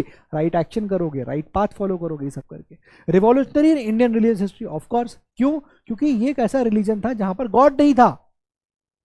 ये बहुत बड़ा रिवॉल्यूशन था उस टाइम पे। सोचिए, हर वक्त गॉड गॉड गॉड हो रहा था, Agni, Indra, and then different Brahmanical religion, and then different Jainism. But ये एक बहुत बड़ा रिवॉल्यूशन था कि रिलीजन है लेकिन गॉड नहीं है। तो ये एक बहुत बड़ा फीचर था कि गॉड, रिलीजन विदाउट गॉड। यही कहने का मतलब हुआ ना इसका, revolutionary in Indian religious history. Third, attracted common people due to simplicity. अब जो प्रीस्टली, जो हायर क्लास में है, higher the class higher the privileges, ये कहानी थी। तो जो हायर वर्ण में थे, हायर क्लास में थे, उनको प्रिविलेज मिल जाता था, मैक्सिमम लोग नीचे वाले थे। तो सिंप्लिसिटी की वजह से लोग जो है इस बुद्धिज्म की तरफ काफी अट्रैक्ट होते हैं। नंबर 3, ठीक है। और लोअर कास्ट जो है इनको सपोर्ट करेगा। एक ही पॉइंट मान के चलो इन दोनों को कि भाई कॉमन पीपल उसको सिंप्लिसिटी की वजह से अट्रैक्ट करता है, और लोअर क्लास उनको यहाँ पर अट्रैक्ट करता है, लोअर क्लास इसको अट्रैक्ट करता है बुद्धिज्म को। ये भी लोअर क्लासेस को बुद्धिज्म पसंद आता है, ठीक है। देन दे क्रिटिसाइज दी वर्ण सिस्टम। मैंने बताया था जैनिज्म जो है वो वर्ण सिस्टम को क्रिटिसाइज, कंडेम नहीं करते। ये पॉइंट मैंने आपको लिखाया भी, ये पॉइंट मैंने आपको लिखाया भी था।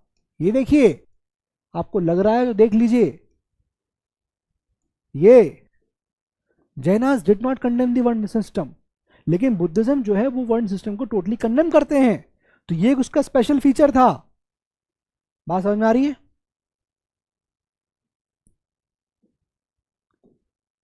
ठीक है, 4th point clear. 5th point, accepted all regardless of caste. Again Jainism की तरह था कि मतलब ऐसा नहीं कि कोई एक पर्टिकुलर व्यक्ति, एक क्लास ऑफ लोग इस संघ में नहीं आ सकते, हमारे ग्रुप में नहीं आ सकते, ऐसा नहीं था। बुद्धिस्ट ऑर्डर्स जब बने तो जो संघ बने उसमें संघ में वुमेन, चिल्ड्रन, लोअर कास्ट, सब लोग यहाँ पर include, women lower caste include किए गए, ठीक है। तो इसलिए ये एक स्पेशल फीचर था बुद्धिज्म का। वुमेन को भी इंक्लूड किया गया, जैसा मैंने आपको कहा था, किसमें? संघ में। यही पॉइंट मैंने आपको बताया, संघ के अंदर मेन के बराबर वुमेन को भी किया गया, इसके अलावा जो लोअर कास्ट थे उनको भी किया गया। और ये जो आपका यहाँ पर रिलीजन था बुद्धिज्म, ये ज्यादा डेमोक्रेटिक था और ज्यादा लिबरल था ब्राह्मण्स के मुकाबले में, ठीक है ना। ये भी एक इंपॉर्टेंट फीचर है जो मैंने आपको बताया। ये 7 पॉइंटर्स में पॉइंट्स में लिख के ले आया हूँ, इसलिए आपको पॉइंटर्स, ये फीचर है ना, अभी ये तो नॉर्मल चीज है, फैक्ट है, याद करना ही करना है। क्या क्या फीचर्स थे, ये सारे फीचर्स आपको यहाँ पर समझ में आ गए, ठीक है। अब बुद्धिज्म अपील टू नॉन वैदिक एरियाज। अब जरा समझो, जो नॉन वैदिक एरियाज थे, मतलब जहां पर ये वेदास का इम्पैक्ट नहीं था। जैसे साउथ, हम मगध की बात करेंगे तो जो साउथ ऑफ गंगा रिवर थे वहां पर लोग बरी होना नहीं चाहते थे। क्यों? क्योंकि उसको आर्यवर्त नहीं माना जाता था। आर्यवर्त मतलब land where the Aryans lived, और आर्यंस मतलब ऋग्वेदिक पीरियड से पता चलता है, तो वो अलग रिलीजन, समझ रहे हो। तो बुद्धिज्म की जो अपील है वो नॉन वैदिक एरियाज में कैसे उन्होंने करी, मतलब एक तरह से उनको फ्रेश चीज मिल गई वहां पर, जहां पर वैदिक रिलीजन का इंपैक्ट नहीं था, और वहीं से उन्होंने बुद्धिज्म को फैलाने का बात शुरू कर दी, क्योंकि वहां पर इंपैक्ट ही नहीं है ब्राह्मणिज्म का, समझ रहे हो? सो थ्राइव्ड इन दी नॉन वैदिक रीजन्स, पहले तो भाई जहां ब्राह्मणिज्म नहीं है, जहां वैदिक रीजन्स नहीं है, जहां वेदाओं का इंपॉर्टेंस नहीं है, यहाँ पे जहां वेद का एग्जिस्टेंस ज्यादा नहीं है, इम्पैक्ट ज्यादा नहीं है, वहां से वो शुरू करते हैं। तो थ्राइव्ड इन नॉन वैदिक रीजन्स, पीपल एम्ब्रेस्ड इट, लोगों ने डेफिनेटली उनको एम्ब्रेस कर लिया, ठीक है ना, पहले सीधे हो, क्योंकि वहां कुछ था ही नहीं, नॉन वैदिक एरियाज है, उनको बुद्ध से मिला, बढ़िया है, वर्ल्डली प्लेजर खत्म करने हैं, और बढ़िया लोगों ने एक्सेप्ट कर लिया, आओ भाई बढ़िया है, अच्छी बात कर रहे हो। तो then Magadh people embraced Buddhism due to social rejection. Magadh people ने क्यों एम्ब्रेस किया? मैंने क्या बताया आपको, अगर आप देखोगे जो मगध, आप देखोगे गंगा रिवर के साउथ में, see this area of Magadh वगैरह, तो यहां पर इसको लैंड ऑफ आर्यवर्त नहीं कहा जाता था। जो नॉर्थ ऑफ गंगा था उसको हम लोग लैंड ऑफ आर्यवर्त बोलते थे। Magadha is considered outside Aryavarta, that is what, land where the Aryans lived, land where Aryans lived. तो सोशल रिजेक्शन हो गया ना भाई, जो लोग north of this Ganga river रह रहे थे, वो लैंड, जो एरिया नॉर्थ ऑफ गंगा था वो आर्यवर्त माना जाता था, land where the Aryans lived. लेकिन जो साउथ ऑफ दैट था वो आर्यवर्त नहीं था, तो मगध उसी में लाई करता था साउथ में, और इस वजह से जो लोग थे वो उनको रिजेक्ट करते थे, सोशल रिजेक्शन था। और इसी वजह से कौन कौन रिजेक्ट कर रहा है? ब्राह्मणिकल सोसाइटी वाले लोग रिजेक्ट कर रहे थे, इसी वजह से उन्होंने बुद्धिज्म को एक्सेप्ट कर लिया। समझ में आ गया स्पिरिट? पहला रीजन क्लियर हुआ। फर्स्ट रीजन, उन एरियाज में जहां पर वैदिक एरियाज है ही नहीं, नॉन वैदिक एरियाज, इजीली हो गया। Second reason social rejection of people of Magadha. Clear? 2 points clear, समझा रहा हूं, लिख लेना, मैं लिख नहीं रहा हूं क्योंकि वरना और लंबा हो जाएगा लेक्चर। पॉइंट क्लियर हो गया? कैसे फैला? फर्स्ट, नॉन वैदिक रीजन एरिया से फैल रहा है। दूसरा क्या फैल रहा है? जहां पर उनका सोशल रिजेक्शन हो गया, social rejection. Clear? Buddha's personality in preaching method added the spirit, उनका जो प्रीच करने का तरीका था वो फैलाता है। Combated evil with goodness, hatred with love. Evil है तो उसकी लड़ाई कैसे कर रहे हैं? गुडनेस से। हेट्रेड फैला हुआ है तो उसको कैसे लड़ रहे हैं? लव से। मेंटेन्ड काम, काउंटर्ड ओपोनेंट्स विद विट। अब इंपॉर्टेंट ये है कि यहां लैंग्वेज, जैसे कि संस्कृत लैंग्वेज को छोड़कर अबंडन करके जैनिज्म ने क्या किया था, उन्होंने प्राकृत लैंग्वेज को एक्सेप्ट किया था, वैसे ही देखो यहां पर बुद्धिज्म में पाली लैंग्वेज का एग्जिस्टेंस देखने को आता है 500 बीसी के आसपास, और यहीं से उन्होंने इसी लैंग्वेज को इस्तेमाल करके बुद्धिज्म को फैलाने का यहां पर बात करी। सो दे फैसिलिटेड, यानी स्प्रेड ऑफ बुद्धिज्म जो होता है वो पाली लैंग्वेज में होता है। Pali language, language of the common people, और Sanskrit language, language of the intellectuals, ऐसा माना जाता था कि संस्कृत लैंग्वेज जो है वो इंटेलेक्चुअल्स की लैंग्वेज है, ब्राह्मणिज्म ये सब आ गया, और जो पाली लैंग्वेज है वो कॉमन पीपल। ऐसा मैं नहीं कह रहा हूं, ऐसा किताब कह रही है, बार बार बोल रहा हूं भैया, प्लीज हाथ जोड़ के, मैं नहीं कह रहा हूं, all this is said in the book R S. Sharma, ठीक है। Pali language facilitate the doctrine spread, Buddhism की डॉक्ट्रिन फैली। Gautama Buddha organize open door sangha, अब open door sangha open to all है ये, regardless of their caste, their creed, their sex, irrespective of that. तो ये क्या हुआ? ब्राह्मणिज्म से और बेटर हो गया एक तरह से, उनको लगने लगा लोगों को, कह रहे यार वहां पर तो मना है, वहां तो खाली हायर क्लास वर्ण के लोग ही पहुंचेंगे, लोअर वर्ण को हटा देते हैं। यहाँ लोअर वर्ण को कहा वेलकम, आओ, लोअर वर्ण लगा, अरे यार बढ़िया इज्जत दे रहे हैं। तो इस तरह से बुद्धिज्म को और स्प्रेड होने को मिलता है। स्लेव्स, सोल्जर्स, डेटर्स एक्सक्लूड कर दिए गए। मॉन्क्स ऑब्जर्व्ड रूल्स, यहाँ मॉन्क्स ने रूल्स फॉलो करना शुरू किए बुद्धिस्ट, लेकिन बाद में आप डिक्लाइन में देखोगे कि मॉन्क्स रूल्स नहीं मानते हैं। फिर अभी बताता हूं आगे चल के। एसेंशियल एलिमेंट्स यहाँ पर क्या क्या थे जो बुद्धिज्म के हैं, एंड रैपिड एक्सपेंशन किस प्रकार से उनका यहाँ पर होता है। 3 चीजें देखो यहाँ बुद्धिज्म निकल के आती हैं। एक, लॉर्ड बुद्ध खुद, दूसरा संघ जो ग्रुप बनते थे जिसके थ्रू स्प्रेड होने की बात करी, और उस ग्रुप में फॉलो होने वाले या बुद्धिज्म या लॉर्ड बुद्ध के द्वारा दिए गए जो रूल्स थे, रेगुलेशंस जो फॉलो होने थे, दैट इज धम्म। ये 3 चीजें यहाँ पर बुद्धिज्म में इंपॉर्टेंट होती है। क्या? बुद्धा, धम्म एंड संघ, ठीक है।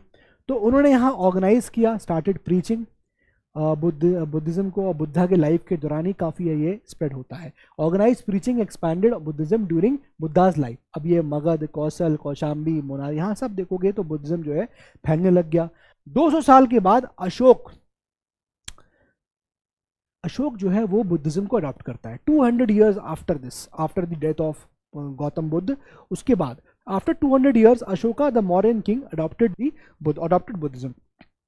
अशोकाज मिशन जो है वो बुद्धिज्म वो ग्लोबली फैलाना शुरू करते हैं, जैसे कि श्रीलंका भेज दिया था, है ना, और वो Central Asia, West Asia, Sri Lanka, इन सब जगह जो है वो बुद्धिज्म को फैलाना स्टार्ट करते हैं। ये सब चीज़ें जो है यहाँ पर हो रही होती हैं। और इस तरह से यहाँ देखिए पूरा बुद्धिज्म जो है वो जहाँ से वेस्ट सेंट्रल एशिया की तरफ फैलता है, इंडिया में फैलता है, फिर साउथ ईस्ट एशिया में फैलता है, श्रीलंका में फैलता है। इस प्रकार से ये जो पूरा जो बुद्धिज्म है वो स्प्रेड यहाँ पर होना शुरू होता है। ठीक है, अब यहाँ पर क्या हुआ कि जो बुद्धिज्म है, यू विल सी कि Buddhism vanished from its birth place.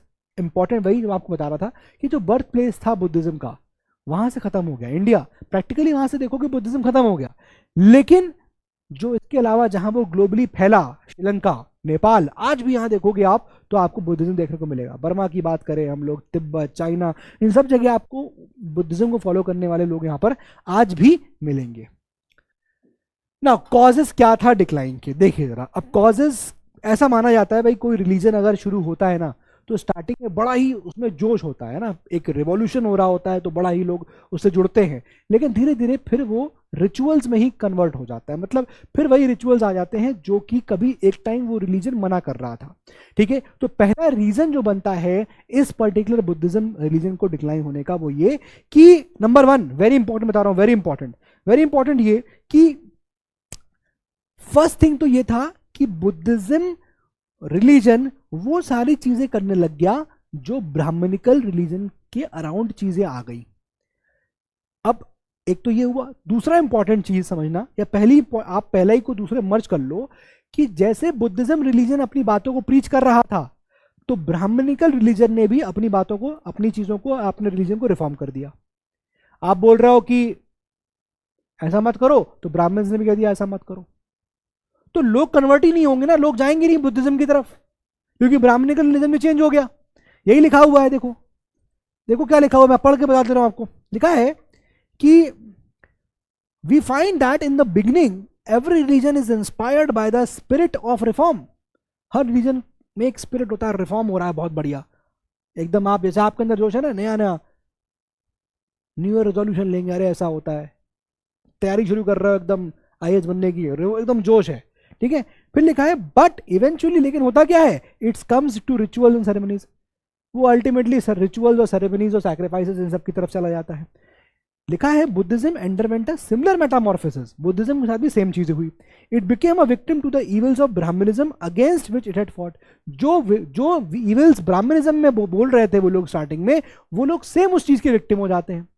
और लिखा है टू मीट बुद्धिस्ट चैलेंज, और बुद्धिस्ट के चैलेंज को पूरा करने के लिए ब्राह्मणिज्म अपने आप को भी रिफॉर्म कर देते हैं, तो लोग जो है बुद्धिज्म की तरफ अट्रैक्ट ही नहीं होते हैं। बात समझ में आ गया, क्लियर। दूसरी बात भाई, संस्कृत लैंग्वेज को छोड़ के जो पाली लैंग्वेज बोलने लग गए थे ये लोग, पाली लैंग्वेज के थ्रू स्प्रेड कर रहे थे अपने रिलीजन को, है ना, उन्होंने उस पाली लैंग्वेज को छोड़ना शुरू कर दिया और वापस संस्कृत लैंग्वेज पे आ गए। तो जो संस्कृत लैंग्वेज थी again it was the language of the intellectuals माना जाता था, और कॉमन पीपल की भाषा को छोड़ दिया, तो लोगों ने उनका साथ भी छोड़ दिया। मॉन्क्स मोनास्ट्रीज जो पहले गिफ्ट नहीं लेते थे वो गिफ्ट लेने लग गए, तो अगेन ब्राह्मणिकल टाइप की चीजें होने लग गई। ये कुछ रीजंस थे जो डिक्लाइन के। चलिए देख लेते हैं क्या क्या। डिक्लाइन ऑफ बुद्धिज्म, देखो Buddhism became extant in India by 12th century AD तक खत्म हो गया। अच्छा, एक रीजन और था, टर्किश इन्वेड। टर्किश आ गए इंडिया के अंदर, टर्क्स आ गए, तो टर्क्स ने सारी मोनास्ट्रीज और सब पे कब्जा कर लिया। 3-4 रीजन मैंने आपको बता दिए। पहला रिलीजन, खुद बुद्धिज्म ब्राह्मणिकल चीजों में फंस गया जिसको पहले मना करता था। दूसरा, ब्राह्मणिकल रिलीजन ने खुद अपने आप को रिफॉर्म कर दिया। तीसरा, लैंग्वेज जो पाली थी वो छोड़ के संस्कृत पे आ गए वापस। चौथा, मोनास्ट्रीज और मॉन्क्स जो हैं वो खुद रूल छोड़ने लग गए। पांचवा, एक इंपॉर्टेंट बात था कि वुमेन को अलाउ कर दिया गया था मोनास्ट्रीज के अंदर। यहाँ पर बुद्धा कहते भी हैं आनंदा से कि भैया अगर वुमेन को अलाउ नहीं किया जाता तो बुद्धिस्ट रिलीजन 1000 साल चलता, लेकिन now because women have been now allowed inside the monasteries, तो अब ये 500 साल चलेगा। ये मैं नहीं कह रहा हूँ, ये आर एस शर्मा कह रही है, पढ़ के बता देता हूँ आपको। The Buddha is reported to have said, reported ऐसा रिपोर्ट किया गया कि बुद्धा ने कहा था, have said to his favourite disciple Ananda. क्या बोला उससे? बुद्धा जी ने, लॉर्ड बुद्ध ने क्या बोला आनंदा से, अपने फेवरेट डिसाइपल से? A women were not admitted into the monasteries, Buddhism would have continued for 1000 years, but because this admission has been granted it would last only 500 years। मैं नहीं, आर एस शर्मा कह रही है, मैं नहीं कह रहा हूं भाई, ये किताब है सामने आपके। ठीक है ना, क्लियर है। तो जहां पर ये सब जो रिलीजन थे, जहां पर ये ऑफरिंग्स एक्सेप्ट करने लग गए, जहां पर जीवन आसान हो गया बुद्धिस्ट का, एक नया बुद्धिज्म का रिलीजन बन गया जिसको बोलते हैं वज्रयान, ठीक है ना, अभी आएगा। तो डिक्लाइन जो है वो शुरू हो जाता है बुद्धिज्म का कब, 12th सेंचुरी इंडिया से, continued in altered form in Bengal and Bihar. Bihar और बंगाल में अभी भी बुद्धिज्म चलता रहता है, लेकिन बहुत ही टूटे फूटे फॉर्म में, मतलब जो ओरिजिनली बुद्धिज्म था वो यहाँ खत्म हो जाता है, दूसरा फॉर्म में यहाँ पर चलता रहता है, ठीक है। नाउ एवरी रिलीजन, वही चीजें, हर रिलीजन स्टार्ट करता है with spirit but comes into rituals, वही हुआ। बुद्धिज्म ने अपने आप को ऑल्टर कर दिया और वो ब्राह्मण्स के इन्फ्लुएंस में आ जाते हैं। ब्राह्मण ने खुद अपने आप को रिफॉर्म कर लिया, एक तो रीजन ये हो गया। दूसरा रीजन, ब्राह्मण्स खुद ने अपने आप को रिफॉर्म कर लिया। तीसरा, एम्फेसिस ऑन कैटल वेल्थ। अब ब्राह्मण ने कहा क्या दिक्कत है, बुद्धिज्म ने कहा कि जानवर को नहीं मानना चाहिए, जैनिज्म ने बोला जानवरों को नहीं मानना चाहिए, वर्ल्डली प्लेजर को दूर कर दो। बुद्धिज्म ने कहा ठीक है, जानवर को नहीं मानना चाहिए, कैटल वेल्थ बहुत इंपॉर्टेंट है। ब्राह्मणिकल रीजन अपने आप को वो कर दिया, रिफॉर्म कर दिया। So emphasis on cattle wealth, assured women and Shudras heaven. जो अभी तक आप वुमेन को और शूद्रास लोअर वर्ण को आप एक्सेप्ट नहीं कर रहा था ब्राह्मण्स, उनको ही बोल दिया कि इनको भी हेवन मिलेगा, ठीक है ना। इस तरह से Buddhist monks detached from people's lives. Buddhist monks जो है वो पीपल की लाइफ से डिटैच कर लेते हैं, पाली लैंग्वेज को छोड़ के संस्कृत लैंग्वेज पे आ गए। ये लिखा हुआ है, shifted from Pali to Sanskrit, और आइडल वर्शिप शुरू कर दी गई। बुद्धिज्म में अभी तक नहीं था। रिसीव्ड ऑफरिंग्स, ऑफरिंग लेने लगे। Monasteries like Nalanda amazed huge wealth from around 200 village. 200 विलेजों से वेल्थ मिली मोनास्ट्रीज को, जैसे नालंदा की बात कर रहे हैं अगर। तो यहां से क्या हुआ, एक नया टाइप का रिलीजन शुरू होता है जिसको क्या बोलते हैं, क्या वो मोनास्ट्रीज डोमिनेट कर रहे हैं, उसमें वो लोग रह रहे हैं जो आसान जीवन जीना चाहते हैं। करप्ट प्रैक्टिसेस बुद्धा शुरू हो गई, है ना, जो बुद्धा मना करते थे वो शुरू हो गई यहाँ पर। तो यहाँ से एक नया फॉर्म ऑफ बुद्धिज्म शुरू होता है and that is called age, बताया मैं आपको, वज्रयान।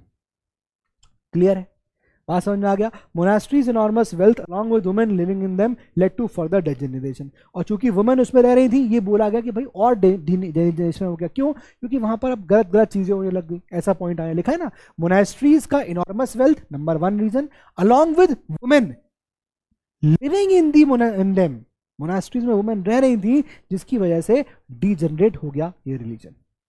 क्योंकि नाउ दीज बुद्धिस्ट जो थे, they came to look upon women as lust fulfil करने वाले ऑब्जेक्ट्स की तरह यहां बुद्धिस्ट जो है वुमेन को देखने लग गए थे, ठीक है ना। क्लियर हो रहा है। और बुद्धा ने वार्निंग भी दी थी, ये आनंदा को देखिए लिखा भी है, नो वुमेन इन मोनास्ट्रीज। तब बुद्धिस्ट रिलीजन 100,000 साल चलेगा, but allowing women in the admission, आपने अलाउ कर दिया है वुमेन को बुद्ध मोनास्ट्रीज के अंदर, तो वो 500 साल चलेगा। ये मैंने आपको बता दिया, क्या ऐसा रिपोर्ट किया गया है, बात समझना, दिस इज जस्ट रिपोर्टेड कि ऐसा कहा गया, ठीक है ना। आर एस शर्मा कहती है, reported by, reported R S Sharma ये बुक बोल रही है, ठीक है ना, मैं नहीं बोल रहा हूं। Then obviously persecution of Buddhist, जो अब राजा महाराजा हुए उस वक्त के, उन्होंने बुद्धिस्ट को परसिक्यूट किया। मैंने आपको बताया पुष्यमित्र शुंग के बारे में, जो शुंग का रूलर था, ब्राह्मण था वो, उसने बुद्धिस्ट के लोगों को परसिक्यूट कर दिया। नंबर 1 एक रीजन और ये बन गया। बुद्धिस्ट के डिक्लाइन का रीजन बता रहा हूं आपको, ठीक है। 3 तक तो यहां पर हो गए, ठीक है। फिर उसके बाद नंबर 4 क्या हो गया, नंबर 4 पाली वाला। नंबर 5 ऑफरिंग्स एक्सेप्ट कर रहे हैं। नंबर 6 करप्ट प्रैक्टिसेस शुरू हो गई, नया रिलीजन आ गया वज्रयान। नंबर 7 वुमेन रहने लग गए उसमें, ठीक है ना। And then number 8 persecution of Buddhist. अब इसमें नंबर 1 क्या है, ए पॉइंट, पुष्यमित्र शुंग जो कि ब्राह्मण था, उसने बुद्धिस्ट को परसिक्यूट किया। इसके अलावा हुणों का अटैक हुआ था इंडिया पे। हुण उसका राजा था मेहकुला, शिव वर्शिपर था, उसने हंड्रेड्स ऑफ बुद्धिस्ट को मारा। एंड देन एक शैवाइट, ठीक है, क्या नाम था, शशांक, कहाँ का, गौड़ जगह का, फेल बोधि ट्री इन बोध गया। मैंने शायद स्टार्टिंग में बोल दिया था, पुष्यमित्र शुंग जो है वो गिरा देता है, वो बोधि ट्री गिरा देता है। वो एक्चुअली यहाँ पर देखिए थोड़ा गलत बोल दिया था मैंने। जो एक शैवाइट था, शशांक, गौड़ का राजा था, उसने बोधि ट्री को गिरा दिया था बोध गया में, जहां पर एनलाइटन मिलता है गौतम बुद्ध को, ठीक है। ह्यून सैंग वो भी एक रिपोर्ट देता है, क्या, डिस्ट्रक्शन ऑफ स्टूपास, मोनास्ट्रीज, इन सबको डिस्ट्रॉय कर दिया गया, ये भी बताता है reason. Then Buddhist deities depicted trampling Brahmanical deities, ठीक है ना, ये सब हुआ, बुद्धिस्ट डाइटीज खत्म होने लगी, ब्राह्मणिकल डाइटीज ऊपर आने लगी। साउथ इंडिया में जो कॉन्फ्लिक्ट है, South India saw conflict between Shaivites, Vaishnavites, Jainas and Buddhist. तो ये सब रीजन थे जिसकी वजह से यहाँ पर आप देख रहे हो कि कैसे बुद्धिज्म जो रिलीजन है वो यहाँ पर क्या होने लगा, वो यहाँ डिक्लाइन होने लग गया। तो ये एक रीजन था आठवां, परसिक्यूशन ऑफ बुद्धिस्ट। और परसिक्यूशन में याद रखना, एक तो नाम आपको पुष्यमित्र शुंगा का याद रखना है, शुंगा डायनेस्टी का वो रूलर था और ब्राह्मण था और इसलिए उसने बुद्धिस्ट को यहाँ पर परसिक्यूट किया। देन हुणों का यहाँ पर राजा था मिहिरकुला, उसने यहाँ पर हंड्रेड्स ऑफ बुद्धिस्ट को वो किया। देन उसके अलावा यहाँ पर और नाम आते हैं क्या, शैवाइट एक शशांक राजा था, गौड़ का राजा था गौड़, ठीक है ना, उसने बोधि ट्री को यहाँ गिरा दिया था, ठीक है, बोध गया में जहाँ एनलाइटनमेंट होता है। इस तरह से आपको ये पॉइंट्स यहाँ पर याद रखने हैं, ठीक है ना। And then lastly point number 9, Turkish invasion. जब टर्क्स का इन्वेजन होता है तो ऑब्वियसली बात है फिर इस्लामिक इन्वेजन हो जाता है, टर्किश इन्वेजन हुआ, इस्लाम जो ऊपर आ जाता है एंड देन जितने भी मोनास्ट्रीज और जो भी यहाँ बुद्धिज्म के थे वो सब चीज़ें यहाँ पर खत्म हो जाती हैं। So by 12th century you will see Buddhism जो है वो नियरली खत्म हो जाता है फ्रॉम इट्स बर्थ प्लेस, यानी कि इंडिया से टोटली वो यहाँ पर खत्म हो जाता है। क्लियर हो गए यहाँ तक बातें, ठीक है। अब जो इसका इंपॉर्टेंस है, अब वो इंपॉर्टेंस आप देखोगे तो एक्चुअली सब चीज़ों का क्रक्स ही है। तो मैं कहूँगा कि this is for your homework कि अब आप इसको रीड करिएगा, read your NCERT, read your NCERT, क्योंकि ये इसका क्रक्स ही है और कुछ भी नहीं है। जितना अभी तक हमने पढ़ा सब चीज़ें अब यहाँ रिपीट होंगी और कुछ भी नहीं होगा। जैसे यहाँ देखो क्या लिखा है, despite disappearance left an influence on society and economy. Buddhism ने बहुत सारा यहाँ पर इन्फ्लुएंस जो है अपना सोसाइटी और इकोनॉमी के ऊपर छोड़ा, ऑफ कोर्स, क्योंकि हमने शुरुआत ही इसी से करी थी, याद करो। जहाँ मैंने आपको चैप्टर 8, चैप्टर 9 और चैप्टर 8 का फ्लो चार्ट बनाया था, मैंने आपको इसलिए उसका इकोनॉमी, पॉलिटी, सोसाइटी, रिलीजन बताया था। और ऑब्वियसली अगर रिलीजन कहीं चेंज हो गया तो उसकी इकोनॉमी, उसकी पॉलिटी भी चेंज हुई होगी। तो वही बोल रहा है कि इस बुद्धिज्म ने सोसाइटी और इकोनॉमी में बहुत फर्क डाला। Address north east India challenges around 500 BC, बहुत सारे चैलेंजेस थे जो कंट्री में अलग अलग एरियाज में आ रहे थे। Iron ploughshare, agriculture, trade and coins led to wealth accumulation, obvious सी बात है। अब चूंकि यहाँ पर एग्रीकल्चर इकोनॉमी और बढ़ गई क्योंकि एनिमल सैक्रिफाइस रुक गया, तो क्या होगा, एग्रीकल्चर इकोनॉमी बढ़ेगी तो और ज़्यादा वेल्थ लोगों की बढ़ जाएगी, वेल्थ एक्यूमुलेशन लोगों का यहाँ पर क्या हो गया, इंक्रीज हो गया। और सोशल, देखो एक तरह से क्या हुआ, एग्रीकल्चर बढ़ गया, ये सब हो गया, एनिमल किलिंग तो रुकी लेकिन कुछ और अमीर हो गए, कुछ और गरीब हो गए। Wealth led to social and economic inequalities. अभी इस वेल्थ की वजह से जिसको बोल रहे थे कि एनिमल्स को नहीं मारना है और बोल रहे हैं कि वर्ल्डली डिजायर से दूर होना है, तो कहीं ना कहीं एक तरफ एग्रीकल्चर इकोनॉमी के बढ़ने की वजह से सोशल इनइक्वालिटीज भी बढ़ती जा रही थी। जहां एक तरफ वो कम करना चाह रहे थे कि आप वर्ल्डली प्लेजर दूर हो जाओ, वहीं एग्रीकल्चर इकोनॉमी उसको रोक नहीं पाई और उसकी वजह से सोशल इनइक्वालिटीज, इकोनॉमिक इनइक्वालिटीज और ज़्यादा यहाँ पर बढ़ने लग जाती हैं। सो बुद्धिज्म ने डिस्करेज किया कि वेल्थ एक्यूमुलेशन नहीं होना चाहिए। अगेन वही चीज़ है, पॉइंटर्स वही है ना, क्यों, क्योंकि वर्ल्डली डिजायर से आपको दूर रहना है। Poverty linked to hatred, cruelty, violence, Buddha's teachings for the farmers, traders, unemployed, तो ये सब मतलब कंट्रीब्यूशन जो है यहाँ पर बुद्धा का रहा और बुद्धिज्म का रहा। तो ये चीज़ आप यहाँ रीड करिएगा, इससे ज़्यादा इसमें कुछ है नहीं, ठीक है। और यू गो थ्रू दिस, यहाँ नोट्स भी रखे हैं, पॉइंटर्स में लिखे हैं और वो सब चीज़ें जो है वो आपकी मेंशन्ड है। अगेन सब चीज़ें वही आई हैं कि भैया कैसा उनका कल्चर का मिक्सचर था। जैसे मैं आपको बता देता हूँ, फॉर एग्जांपल हम बात करेंगे कि बुद्धिज्म ने जो अपना इम्पैक्ट है वो बहुत ही डिफरेंट रखा है एंशिएंट इंडियन की आर्ट में। जैसे first human statues worshipped are like Buddha के स्टैचूज देखने को मिले।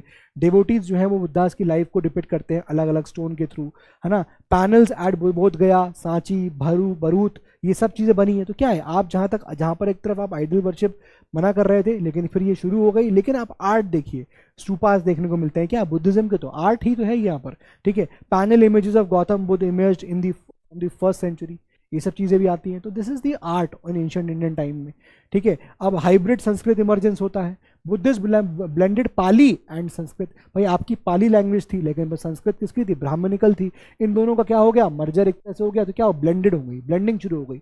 इससे क्या हुआ, developed in the first 3 century. ये बहुत ऐसी चीज़ें नहीं, ये मेन पॉइंट यही है भाई, जितना भी मैंने बताया सब चीज़ों का आपको इम्पैक्ट देखने को मिल रहा है। जो मोनास्ट्रीज थी अभी तक जहाँ पर आपकी वो हो रही थी, वो रेसिडेंशियल यूनिवर्सिटीज़ बन गई, है ना, वो आप देख रहे होगे। ये देखिए, monasteries evolve into residential universities, जैसे नालंदा हो गई, विक्रमशिला हो गई बिहार में, वलाभी हो गई गुजरात में, ये सब आपकी रेसिडेंशियल यूनिवर्सिटीज़ बन गई, ठीक है। जो भी आपके यहाँ मोनास्ट्रीज थी वो उसमें कन्वर्ट हो जाती हैं। देन पाली का लिटरेचर है वो 3 कैटेगरी में डिवाइड हो जाती है, जैसे एक आपको मिलती है बुद्धा की सेइंग्स एंड टीचिंग्स, एक में दिया हुआ है क्या रूल्स हैं संघ के मेंबर्स के लिए, और एक फिलोसफिकल एक्सप्लेनेशन दिए गए धम्म के, ठीक है ना। तो जो आपने यहाँ पर कभी दूसरे किताबों में आपने सुना होगा, आपकी एनसीईआरटी अभी वो वर्ड यूज नहीं कर रहा है ना, लेकिन ये सब वर्ड जो है यहाँ पर आते हैं। अदर आपको डिफरेंट मतलब विनय पिटिका ये सब चीज़ें आपको मिलेंगी। तो पाली लिटरेचर है वो बेसिकली यहाँ पर डिवाइड हो जाता है 3 कैटेगरीज में। एक कैटेगरी में बुद्धा की सेइंग्स होती हैं, एक कैटेगरी में रूल्स होते हैं जो फॉलो होने हैं, और एक में फिलोसफिकल टेक्स्ट है जो धम्म के फिलोसफिकल टेक्स्ट है। 3 पार्ट में यहाँ पर पाली लिटरेचर जो है वो डिवाइड हो जाता है, ठीक है। अब बुद्धिज्म इंटेलेक्चुअल इम्पैक्ट क्या रहता है, ऑब्वियसली जो इंटेलेक्चुअल इम्पैक्ट क्या होगा, जहाँ पर वो बहुत सारी, अब चूंकि लेटर वैदिक पीरियड में आप देखोगे तो ब्राह्मणिकल रिलीजन था, है ना, जहाँ पर मैजिकल थिंग्स आ गई थी, सुपरस्टिशन चीज़ें थी, उससे दूर किया, राइट। तो created new awareness in intellect and culture. Of course आप अपने इंटेलेक्ट को अप्लाई करने को बोलने लग गए कि इंटेलेक्ट अप्लाई करो ना, वर्ल्डली डिजायर से दूर हो। अभी दुनिया में दुख हो रहा है आपको, अभी प्रॉब्लम हो रही है, तो उसका आंसर ही मत दो ए ईश्वर ऐसा करके मत बोलो। वो कह रहे हैं कि भाई इंटेलेक्ट अपना अक्ल लगाओ कि क्या होना चाहिए, तो आप वर्ल्डली प्लेजर्स को यही सॉल्व कर सकते हो। Emphasise critical thinking over blind acceptance, then replace the superstition with logic, then Buddhist compiled the literature to preach doctrines, added richness to Pali through writings. वही चीज है, मतलब एक तरह से इंटेलेक्ट को यहाँ पर इंपॉर्टेंस दी गई, ठीक है ना। इंटेलेक्चुअल इम्पैक्ट हेडिंग्स ही काफी हैं आपको रिकलेक्ट करने के लिए पॉइंट्स कि इंटेलेक्चुअल इम्पैक्ट हुआ, यानी कि सैक्रिफाइसेस को ओवरलुक करने को बोला, लॉजिक अप्लाई करने को बोला, क्रिटिकल थिंकिंग करने को बोला, ये सब चीजें यहाँ पर हो जाती हैं, ठीक है ना। अब ये एक पॉइंट है खाली, प्रमोशन ऑफ नॉन वायलेंस। मैं वही कह रहा हूँ ना, ये जो लास्ट वाला पोर्शन था ये पूरा रिपीटिशन है, क्रक्स है कि भाई नॉन वायलेंस, आप खाली पॉइंटर्स भी याद रखोगे तो भी काम हो जाएगा, मेंस के अंदर फिर भी काम हो जाएगा। नॉन वायलेंस को प्रमोट कर रहे हैं। एनिमल के वेलफेयर के लिए बात करी गई कि भाई एनिमल वेलफेयर करो, क्योंकि एग्रीकल्चर कैसे हो सकता था, एग्रीकल्चर इकोनॉमी कैसे बढ़ेगी जब आप एनिमल्स को सेक्रीफाइस नहीं करोगे, तो एनिमल के वेलफेयर के लिए काम करो तभी। तो ये सब पॉइंटर्स जो है यहाँ पर बोले गए, ठीक है ना। Then Buddhism inclusive impact, welcome women. अब इंक्लूसिव इम्पैक्ट का मतलब क्या हुआ कि अभी आप देखोगे ब्राह्मणिकल रिलीजन में वुमेन को कहीं ना कहीं नीचे रखा गया था, है ना। जो लोअर वर्ण के लोग हैं उनको अलग रखा गया था, लेकिन अब क्या हुआ कि अब इन दोनों को क्या किया गया, इंक्लूड कर लिया गया, प्लस इंक्लूड कर लिया गया। तो ये उनकी जो पॉलिसी थी वो बहुत अच्छी थी, ठीक है ना। सो ये चीज़ है, खत्म हो गया है। और ठीक है,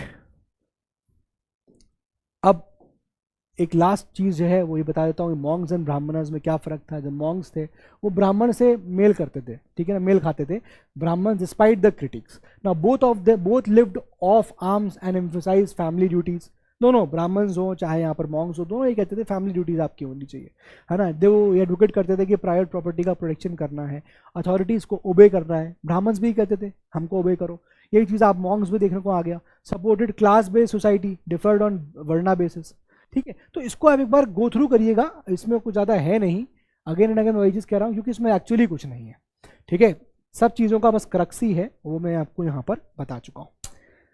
सो रीड इट, और होपफुली आपको क्रक्स एकदम समझ में आया होगा कि कैसे चीज़ें जो है वो चली। 4 रीजंस पहले क्लियर हो गए होंगे, और फिर उसके बाद 4 रीजंस कौन से, causes for the rise of Jainism and Buddhism. पहला cause reaction against brahmanical domination, दूसरा कॉज न्यू एग्रीकल्चर इकोनॉमी, तीसरा कॉज सिटीज़ और कॉइन्स का डेवलपमेंट की वजह से ट्रेड होना, एंड चौथा कॉज वर्ल्डली प्लेजर को दूर करना।